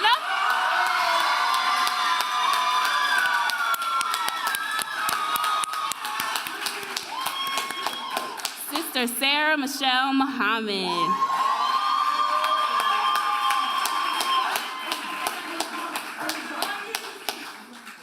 Sister Sarah has been described by her peers and teachers as someone with overall marvelous character, the most loving, compassionate, and kind person that you will ever meet. She stands up for what's right and isn't afraid to tell you when you're wrong, always coming from a place of love.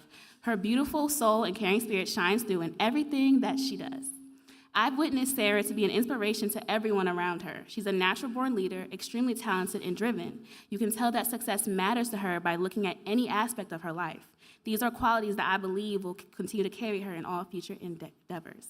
Sister Sarah will be studying graphic design at American University in the fall.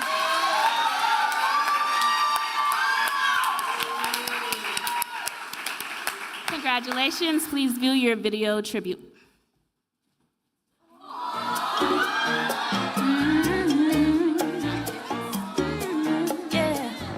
Everybody's got a thing, but some don't know how to handle it.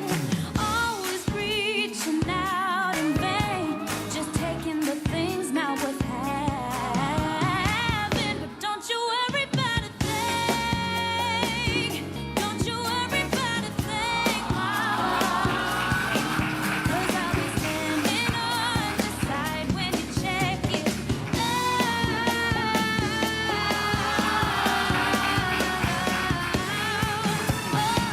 They say your style of life's a drag and that you must go other places. Just don't you feel too bad when you get fooled by smiling faces. Don't you worry about a thing. Don't you worry about a thing, baby. 'Cause I'll be standing on the side when you check it.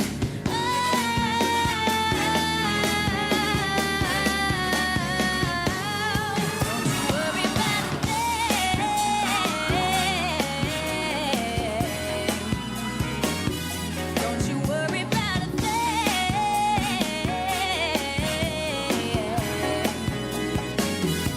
Come on. Everybody needs a change, a chance to check out the new. You're the only one who sees the changes you take yourself through.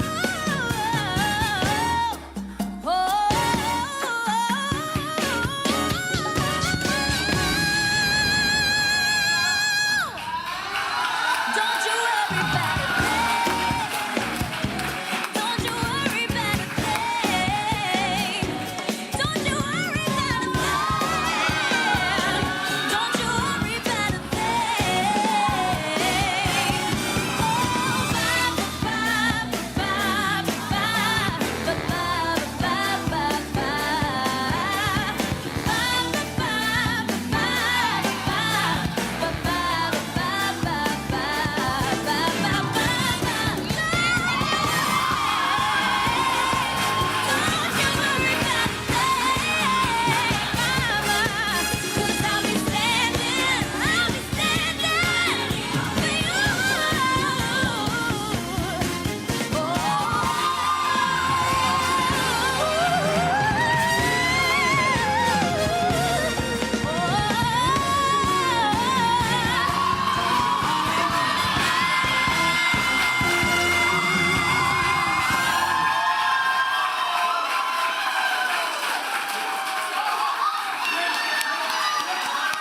Please welcome our valedictorian, Sister Sarah Muhammad.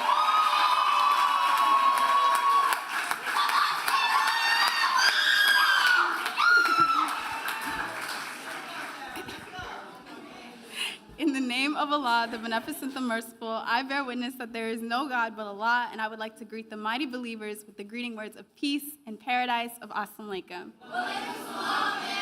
My name is Sister Sarah Michelle Muhammad, and I have been attending Muhammad University of Islam since the very beginning. Yes, the ancient times. This school represents so much, but one word I'd use to describe it is dedication. At every point of time, people have dedicated themselves to our inevitable goal, which is to build our nation. The teachers, staff, parents, and students who dedicate themselves to this cause are all examples of what MUI is, an act of love, a place where me and my classmates were able to grow and transform into the well-rounded individuals you see on this stage. As a student, Sister Salima, our directress, put me and Celia to work, making presentations, creating flyers, editing videos, the whole nine. But these responsibilities didn't just lead me to pursue graphic design and web design, they also taught me that without sacrifice, there can be no change. The sacrifices that I made, teachers, and parents make all contribute to the growth of our school. MUI creates leaders. They create people who not only make things happen, but do so confidently, even outside of their comfort zone. In my time at MUI, I held many hats, but I was able to lead the Ministry of Science and Technology. I served as our student council treasurer, ironically, and I held a key role in designing MUI's first fashion show. I have learned through these responsibilities that for anything to be great, you must nurture and commit to it. At MUI, we accept any challenge given to us because of the foundation Sister Salima and her amazing staff have laid. Greatness is expected of us, and that expectation is fed with love and hard work, which pushes all of us to excellence. The students at MUI are all backed by a line of people who uplift and pour into our mission. I want to shout out my line. Of course, the big three, the Honorable Minister Louis Farrakhan, the Most Honorable Elijah Muhammad, and Master Fard Muhammad.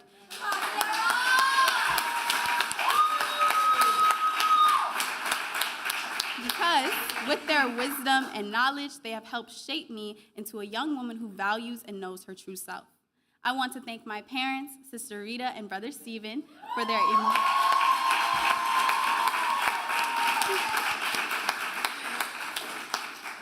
their immense love and for creating an environment that pushed me for greatness and made education a priority. I want to thank my family and the Fantastic Four, my siblings, for their joint commitment to helping my parents raise me and help me achieve all of my goals. I want to thank my friends for all their support and their jokes and beautiful spirits because it made this journey even more meaningful.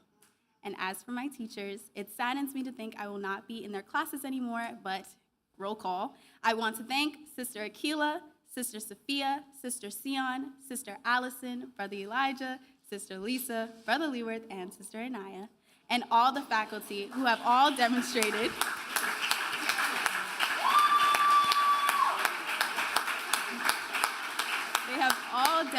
so much love and selflessness, taught me invaluable lessons, and constantly motivated me to reach my fullest potential. As for me and my graduating classmates, I want to congratulate us because our hard work got us here. Everything we have done has led us to this point, and I'm confident that MUI has thoroughly prepared us for greater things, and our talents will only work towards the aim and purpose of God. We've been shaped by love, strengthened by sacrifice, and guided by purpose. I want us 2025 graduates to know that in this new and exciting time, as the righteous, the best, and the powerful, we are going to be more than all right. Assalamu alaikum.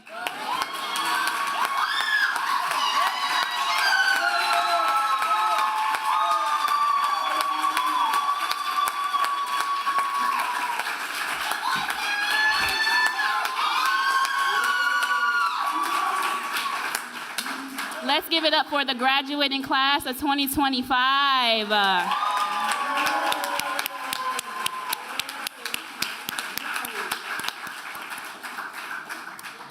The Honorable Minister Louis Farrakhan asked the question, how are we using the life that only God can give? You have to make up your mind today.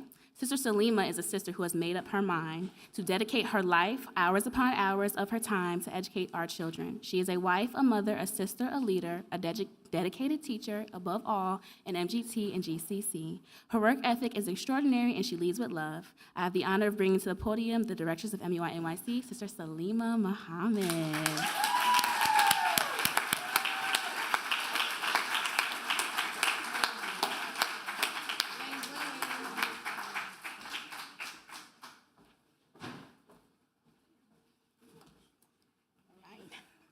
In the name of Allah, the Beneficent, the Most Merciful, I bear witness that there is no God but Allah, who came in the person of Master Fard Muhammad, and I can never thank the Most Honorable Elijah Muhammad. We thank him for raising him and for him building this nation.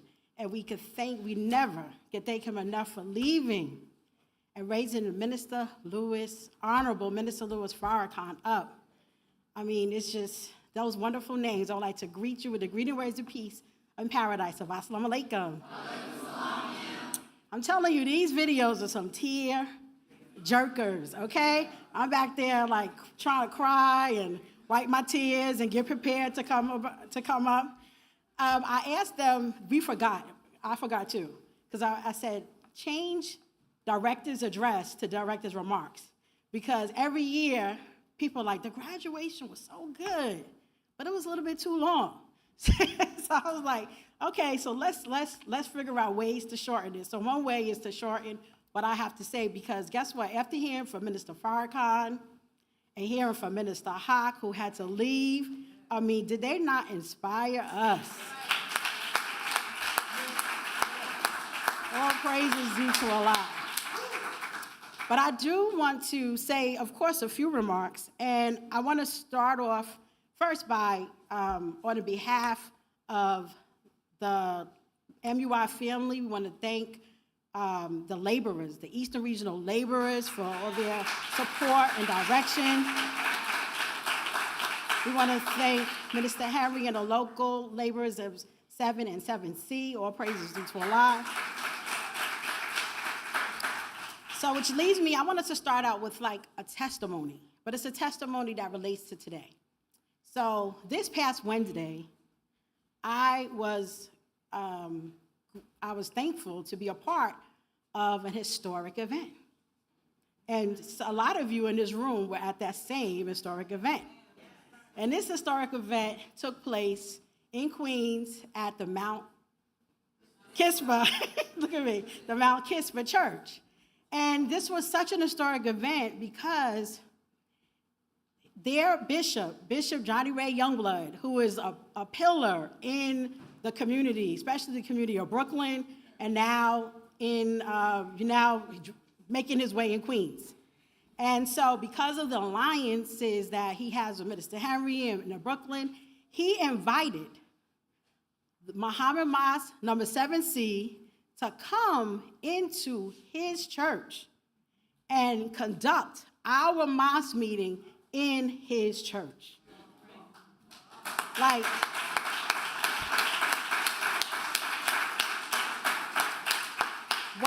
when I told people of that, some people was like, what do you mean? Like, they couldn't wrap their minds around it. I mean, like, if you came into Muhammad Mosque 7 right today, and you came on a Wednesday night, and you came for a service, you came for a mosque meeting, you would see that same mosque meeting happening in his church.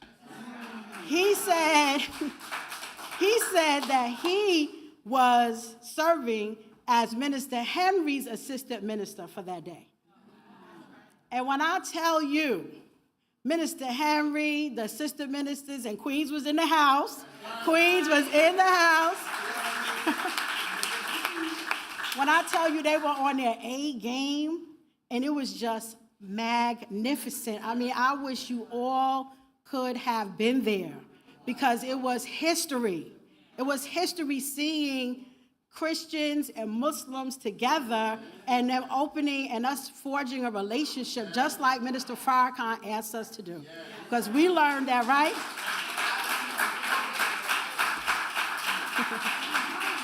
A good Christian is a good Muslim. A good Muslim is a good Christian, right? So I say all that to say because it was new to them, to many of them, most of them. Most of them had never been into a mosque before. And so they watched everything that we did. Because afterwards we went out, a bunch of us went out, and they were testifying, like, what happened? What did you see? What did you see? And they were watching everything that we did, just admiring sisters walking, admiring how the brothers stood front rostrum. When Brother Michael opened up in prayer, and he was like, surely I've turned myself to thee. They were like, guide me to the best of worlds. Because none can guide to the best of worlds but thee. Like, all praises to Allah. And what that showed me, and why I'm sharing it today, is that sometimes we take what we have for granted. We don't even understand the magnitude of what we have and what we have been building because we see it all the time.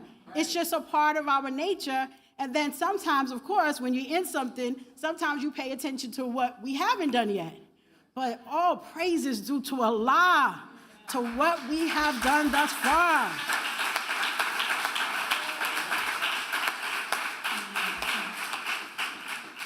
All praise is due to Allah for Muhammad University of Islam, for Mother Clara taking that stance. All praise is due to Allah. All praise is due to Allah for all those that came before, for all the hard work that goes in it, because look at what we're producing. We can't take them for granted. We cannot take this work for granted. Look at their confidence. A lot of people can't come up here and make a speech. Look how articulate they are. Do we know that how rare that is? When I speak to so many youth, I'm like, what are you saying? Why are you mumbling? Why is that the cool thing? I don't understand what you're saying. Just the other day, I was at the urgent care, see right here, and she's trying, and I'm just like, I had to ask her 4 times just for her to say Rockville Center. That's what I had, Rockville Center. They are believers. We are growing, we are graduating every year, brothers and sisters, and they're becoming MGT and FOI for themselves.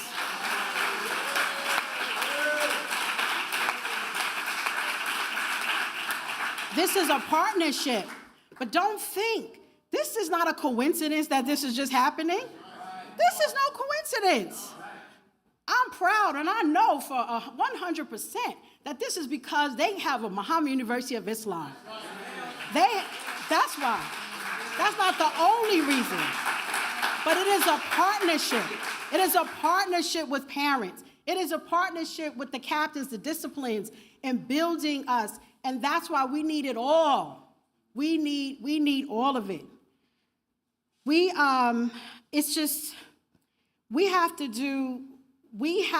Just like Sister Kilda said, she said, if your children are in public school, do everything you can to get them out. Everything you can to get them out. If you have any kind of talent or anything to contribute, do everything you can to help Muhammad University of Islam. You don't have to be a full-time worker to help at Muhammad University of Islam. No, but you can lend your talent, lend your skills. They are worthy. This mission is worthy.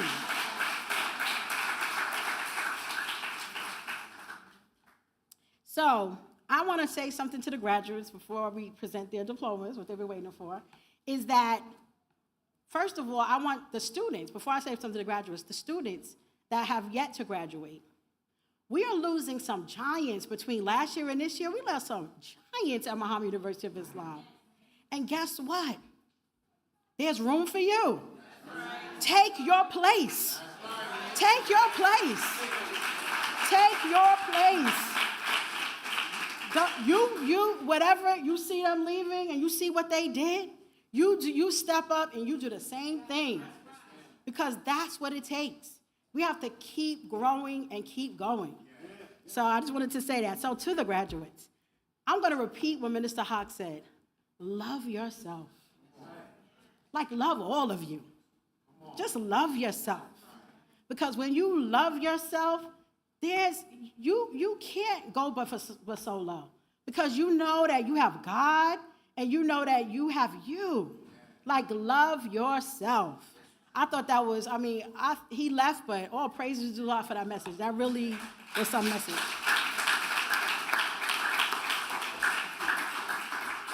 Be excellent. Always strive for excellence. There is no reason not to be excellent. Like, I don't understand.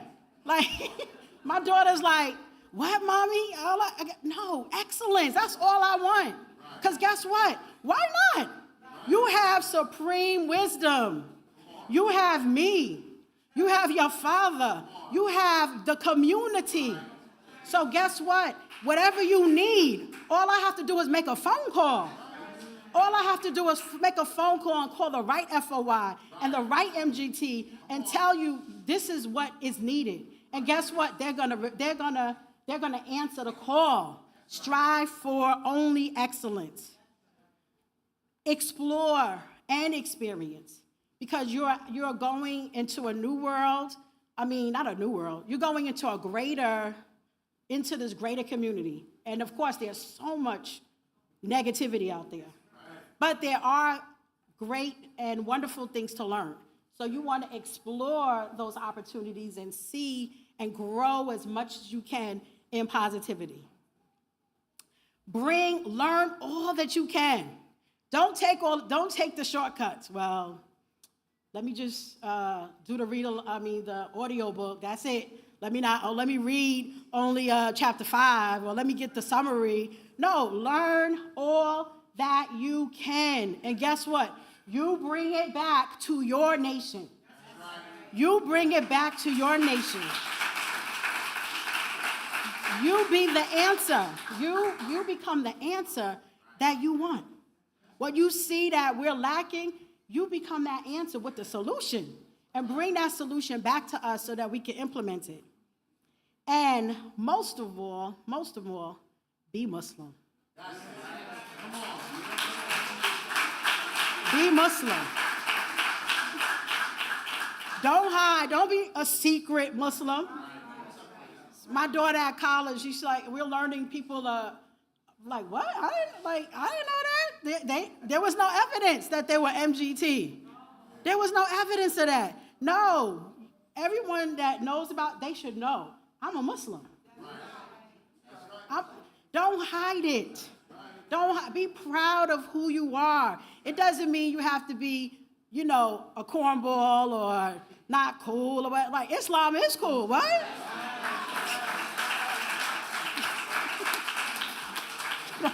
You bring that to the university. You let them see.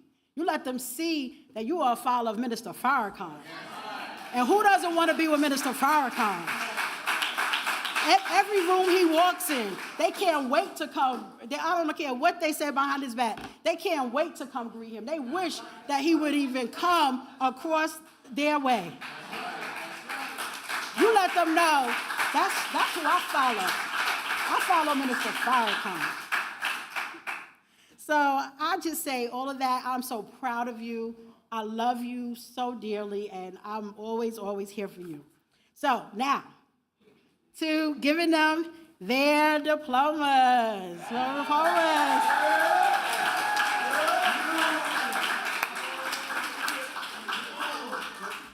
So first we have Brother Anand.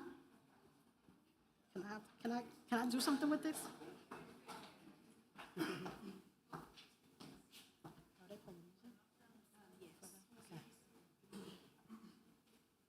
This way? Oh, I think she has. She has. Okay, thank you. Okay. You can. Yes. Oh, I'm sorry. First we have Brother Ali. Oh my gosh, I'm getting right to the high schoolers.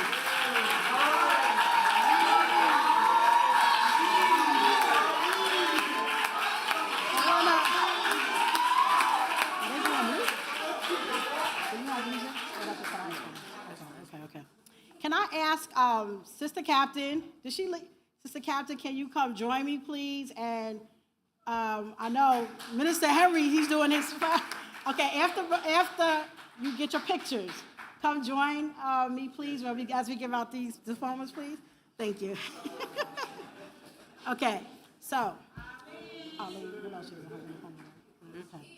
okay, so we are so, first of all, this is like Muhammad Ma's 7th celebration right up here, okay? So I've known Brother Ali since he was a little baby, and he is just grown and maturing into such a wonderful, wonderful young man. He shows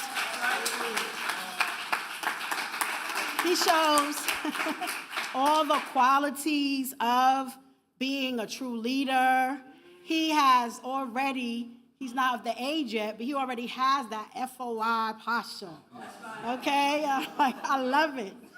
And we know, as much as Brother Ali tries to develop his salesmanship, right? Because you know, Brother Ali, he likes to make money. Right?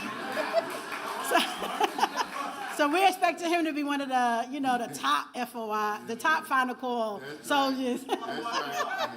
Yes, but we just want to congratulate him. Thank you, Brother Ali, and we'll look forward to what you're going to be doing in high school. All praises due to Allah.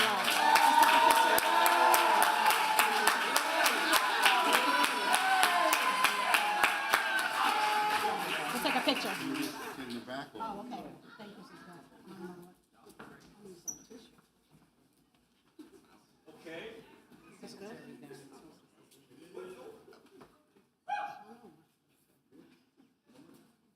Go.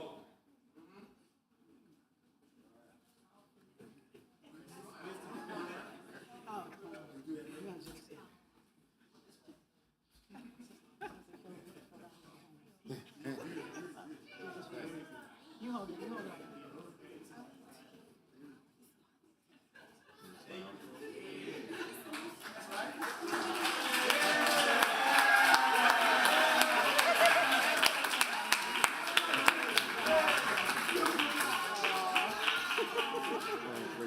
All praises due to Allah. Okay. So next we have Brother Anan. So Brother Anan is, he started in Jersey when he first started at MUI, and now he's all the way in Phoenix, which is why he's not here today.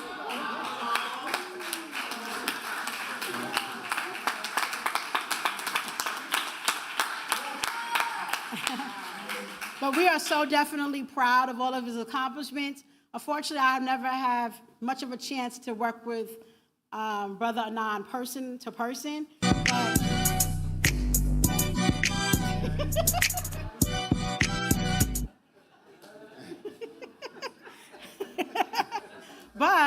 But we, whether I work with children person to person, I'm always in communication with teachers about the students. And all the teachers have the same thing to say, what you heard Sister Sion say, about how wonderful, how hardworking, and he's just like a true gentleman. So, Brother Anan, we can play his music. He's not here to come get it, but.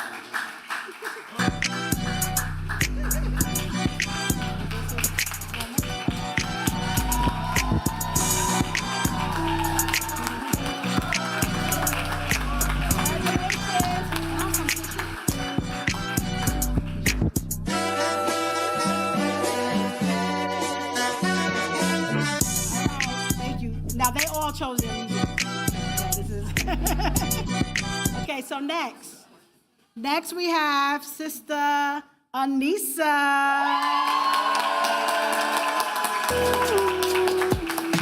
No, not the music, not the music. Let me say something, then when after I finish. Okay, so Sister Anissa has been here her whole high school journey. When she first came, when we first started Muhammad University of Islam Student Council, she was the first president. All right. Thank you. So she helped to build that, the foundation of the MUI Council, and we thank her so much. She's all the way from Buffalo, and I have to shout out. Come on. I have to shout out Minister Jason, Senator Minister Jason, and Sister Kadara. They were so upset that they couldn't be here. For those of you who don't know, they both work with MUI, and they are so proud of you, Sister Anissa. Brother Jason, when I speak, he's like, wait a minute, how's Sister Anissa doing? Let me know. Because you know, that's mine. I'm like, all praises due to Allah. So we just love Sister Anissa, and I'm just so proud of what she's been able to accomplish. And I thank her sacrificing parents from doing all that they could do. So, music, please. Quit running in circles.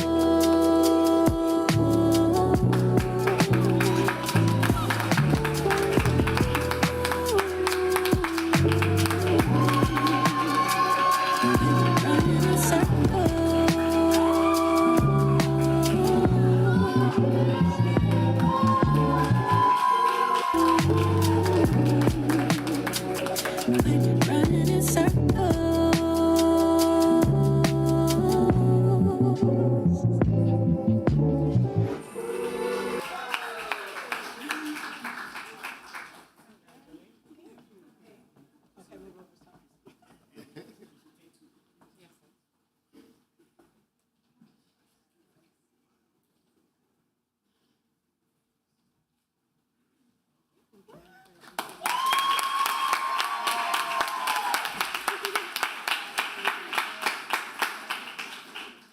Okay, so next, we have Brother Kareem Muhammad.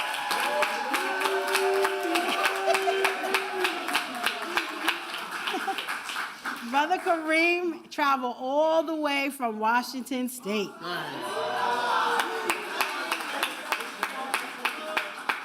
Now, they are 3 hours behind us, right? 3 hours behind us. So when they start, he is starting at 5 o'clock in the morning. That tells you the sacrificing parents he has and the sacrifice that he has been making for all 4 of these years. All praise is due to Allah for Brother Kareem.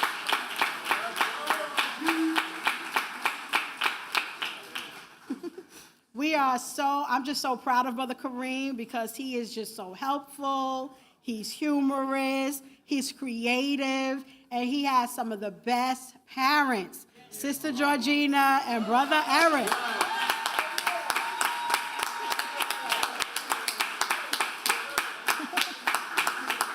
Such a wonderful, hard-working Muslim family.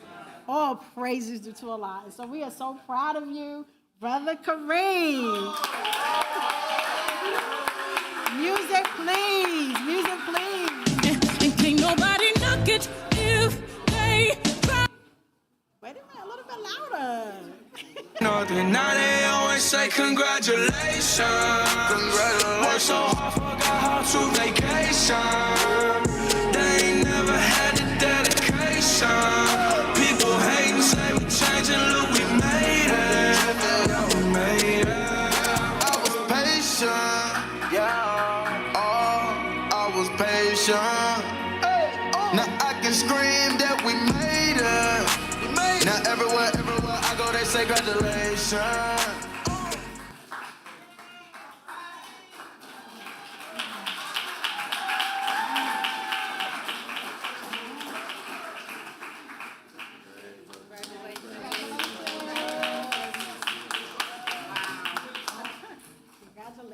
Congratulations.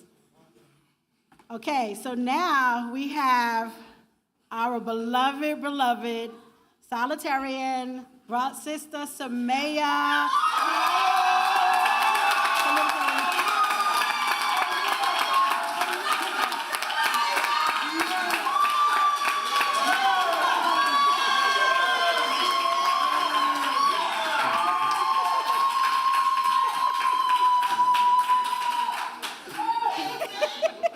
This feels like deja vu because just it seems like yesterday she was graduating from out of middle school, coming into high school, and now she is actually leaving us. What? So, Sister Samaya, since the first day that I was able to spend time with her, she has held a very special place in my heart. I mean, because that's the impact that she's made. She made such an impact on me the very first day. She probably doesn't remember it, but when she first started school, I had to I can't remember where we were going. We were going to Brooklyn. I don't know why we were going to Brooklyn. We were going to Brooklyn for something. And we spoke and we talked, and I was just like, this is a special sister. and she has lived up to be all that and then some.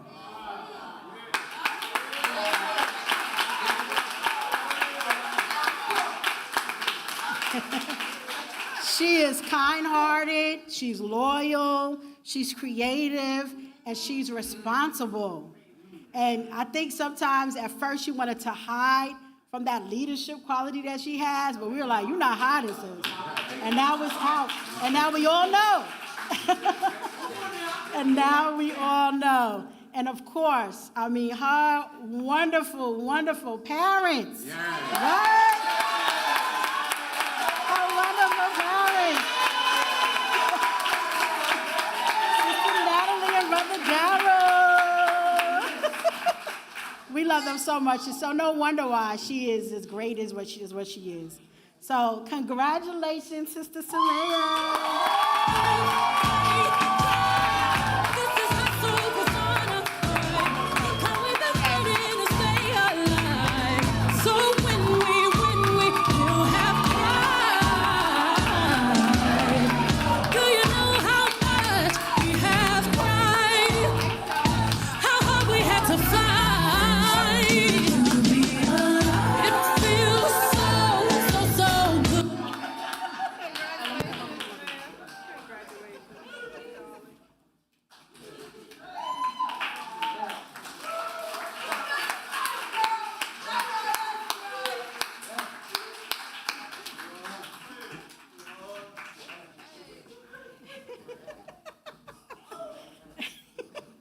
Y'all are funny, okay? Okay, so last, but certainly not least.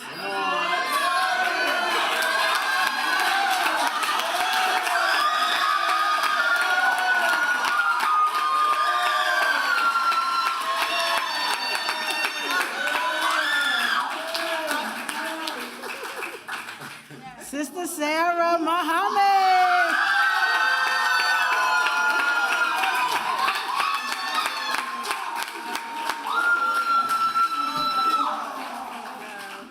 Our valedictorian, and of course I'm not surprised, right? We started out, our first graduation was with her brother, Joshua Muhammad, who's in the ranks. What? Our first graduation. And now is his sister's turn. All praises due to Allah. Sister Sarah is like a part of my family, so I'm like, what? Like, it's like, oh my gosh. She is a part of my family. She is my daughter's best friend. And because of that, I mean, we've been in each other's lives since she was a baby. We used to travel, our families together, and do things with our children. And so it's just been such a wonderful thing. I'm just so proud of Sister Sarah. I'm so proud of the young woman that she has become. I have a different advantage because I could see her in so many facets. And I also just want to say a quick thing is that I also admire her friendship because, and it's a testament because it's the way that we should be friends. Like, they make each other better people. They make each other better Muslims. If they ever show weakness, they make each other, they pull them up. Right. And I love that, and I think that's how we want to be and develop our friendship for one another.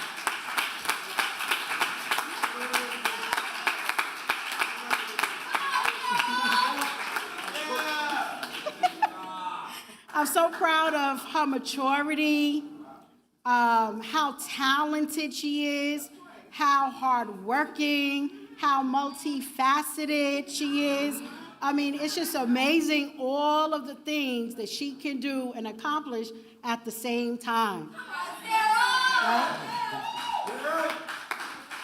The reason why we started the Muhammad University of Islam Student Council is to give children outside of their classrooms an opportunity to actually discover, and to nurture, and show their talent.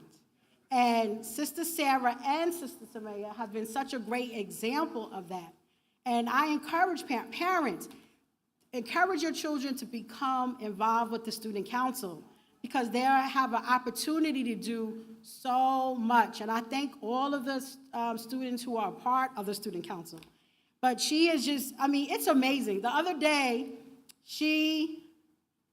who was it? You, Layla, Sister Layla, no, Sister Samaya and the Sierra. No, you, Sister Samaya and the Sierra. They did a, am I getting it right? Layla. Huh? Layla. Yeah, Layla. Well, you said her? Yes, Samaya. Oh, okay. I gotta go.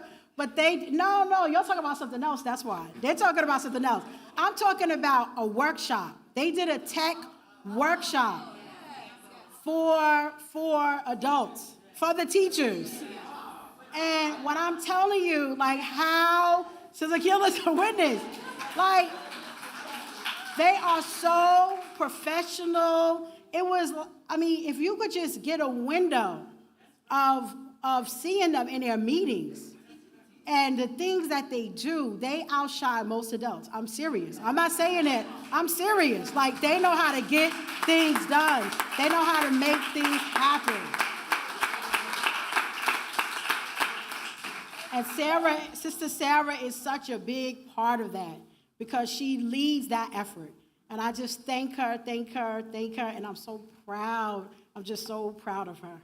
So, with that being said, Brother Stephen, of course, is her dad, and my lovely, lovely Sister Rita. Oh, my God.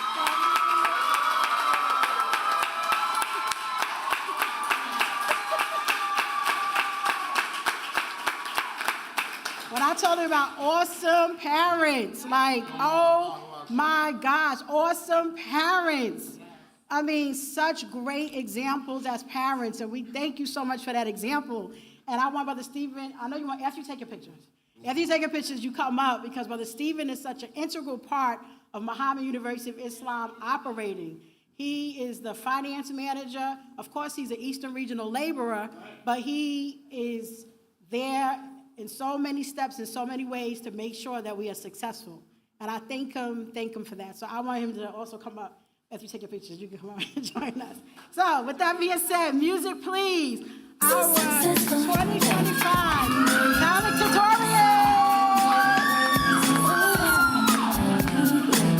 This ain't nothing ordinary for me. We ain't going to your favorite place. You keep asking why it's so special. You really wanna know, you have to wait. Tonight I'm upon the bay.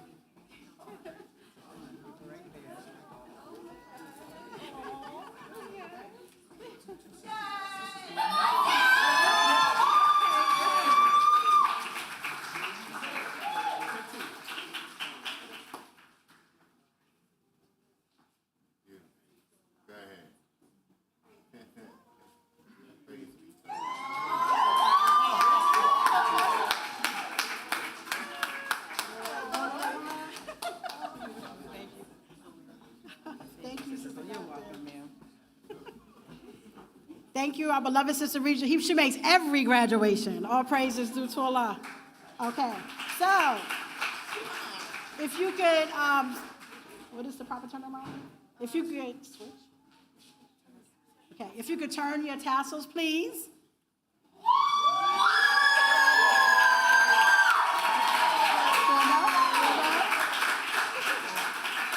Okay, they're going to stand up. These are our 2025 high school and middle school graduates.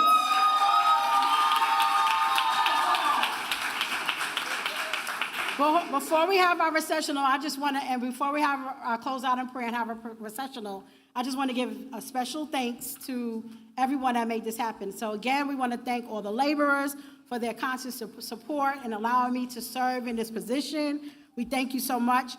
I want to thank I want to thank Sister Akila, Sister Sion, the entire staff, faculty. Well, I want to thank them.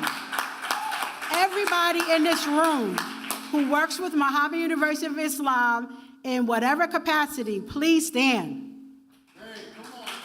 Please stand. Sister Danielle, I don't see you standing. She's Sister Dion, I don't see you standing. What? I mean, all praises due to Allah. Thank you. Thank you, thank you, thank you, thank you. All praises due to Allah. Look at Brother Elijah standing up. I guess he's on staff. Okay, that's right. I'm going to hold you to it, too, my next meeting. Okay, we want to thank especially all of our sacrificing, supportive parents. Please stand. All of our parents, please stand.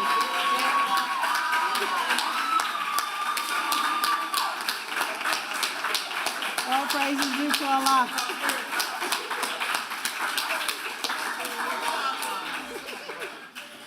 I want to thank Sister Sion, Sister Akila, Sister Lisa, and Sister Anaya for coordinating this graduation.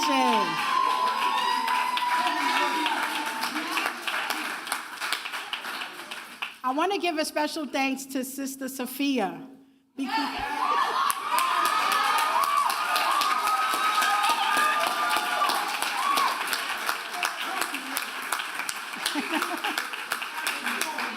Sister Sophia, I mean, I'm like, are you serious? But again, but also so happy, but also I was like, but she did it just how we should do when we have to leave a post to move on to other things. She didn't just leave. She took the time on so many times to take the times to meet with Sister Sion, who is doing a fabulous job, to meet with her, to give her all the things that she created, to meet with her, to share with her, to help her, to mentor her through the process.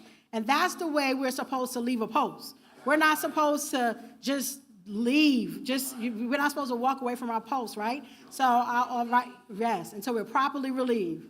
I'm never going to all the way relieve Sister Sophia, but thank you.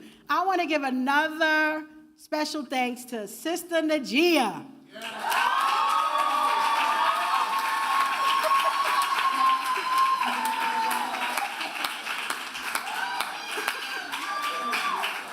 Sister Najia came here so many days, helping out with practice.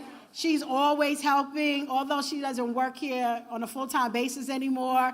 Whatever she sees, she'll text me, but like, Sister Salim, it is. And I'm like, oh, thank you. I'm telling you, she's like our official graduation practice coordinator. Thank you, Sister Najia. I want to thank Brother Taquan and Brother Leaworth.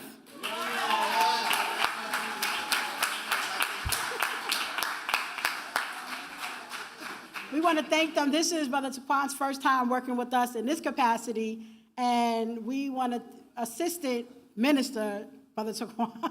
And we want to thank Brother Leaworth because Brother Leaworth has been a staple at Muhammad University of Islam. I could never thank him enough for all of his hard work, and I'm sorry that he's going to be moving, but I'm just so grateful for what he has done. All praises due to Allah. Let's give them a hand.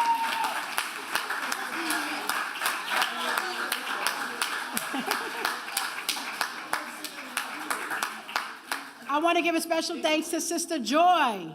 Did she not?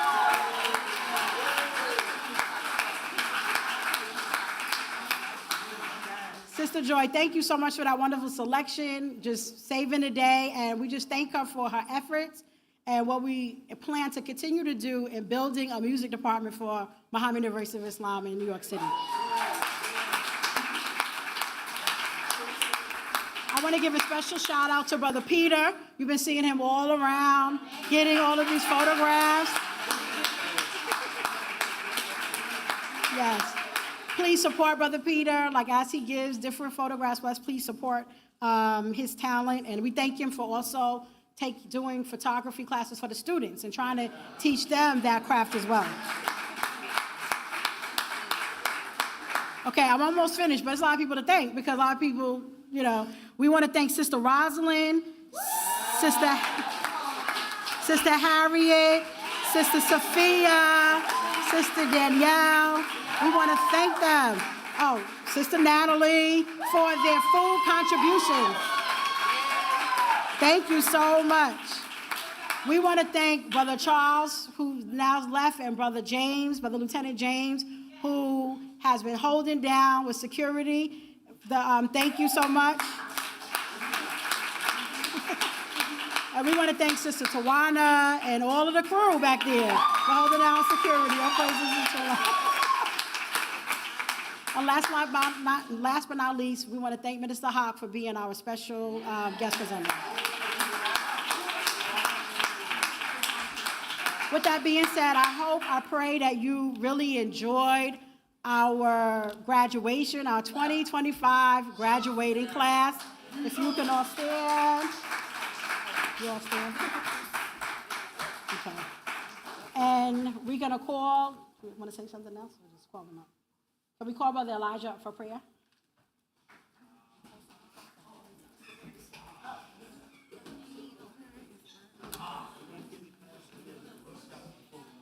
Okay, before we go. Sorry, brother. I was just trying to get out. Trying to That's all right. Attention prayer.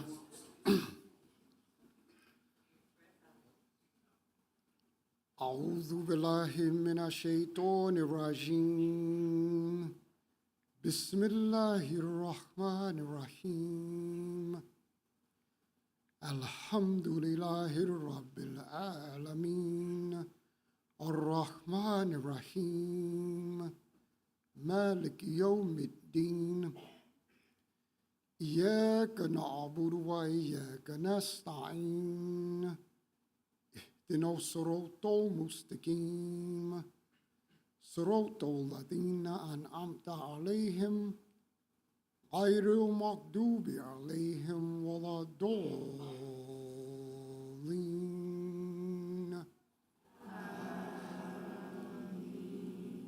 آمين.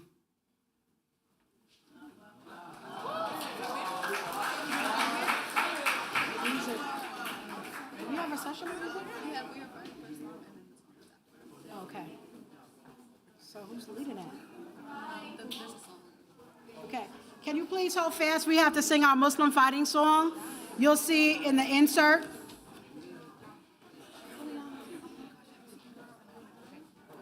Huh?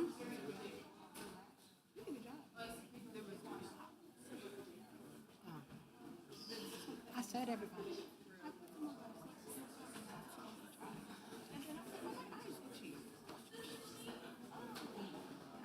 We're waiting. Did they play it? We're waiting for you all to play the song.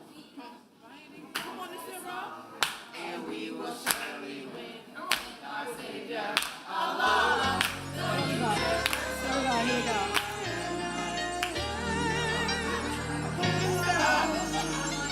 We are fighting for Islam, and we will surely win with our Savior, Allah. God, the universal King. We are united with our nation and called by His name. So let us arise, you Muslim, fight for your own. Let us rise, the Muslims, fight for your own. Rise and take your holy throne, and let's make this earth our home.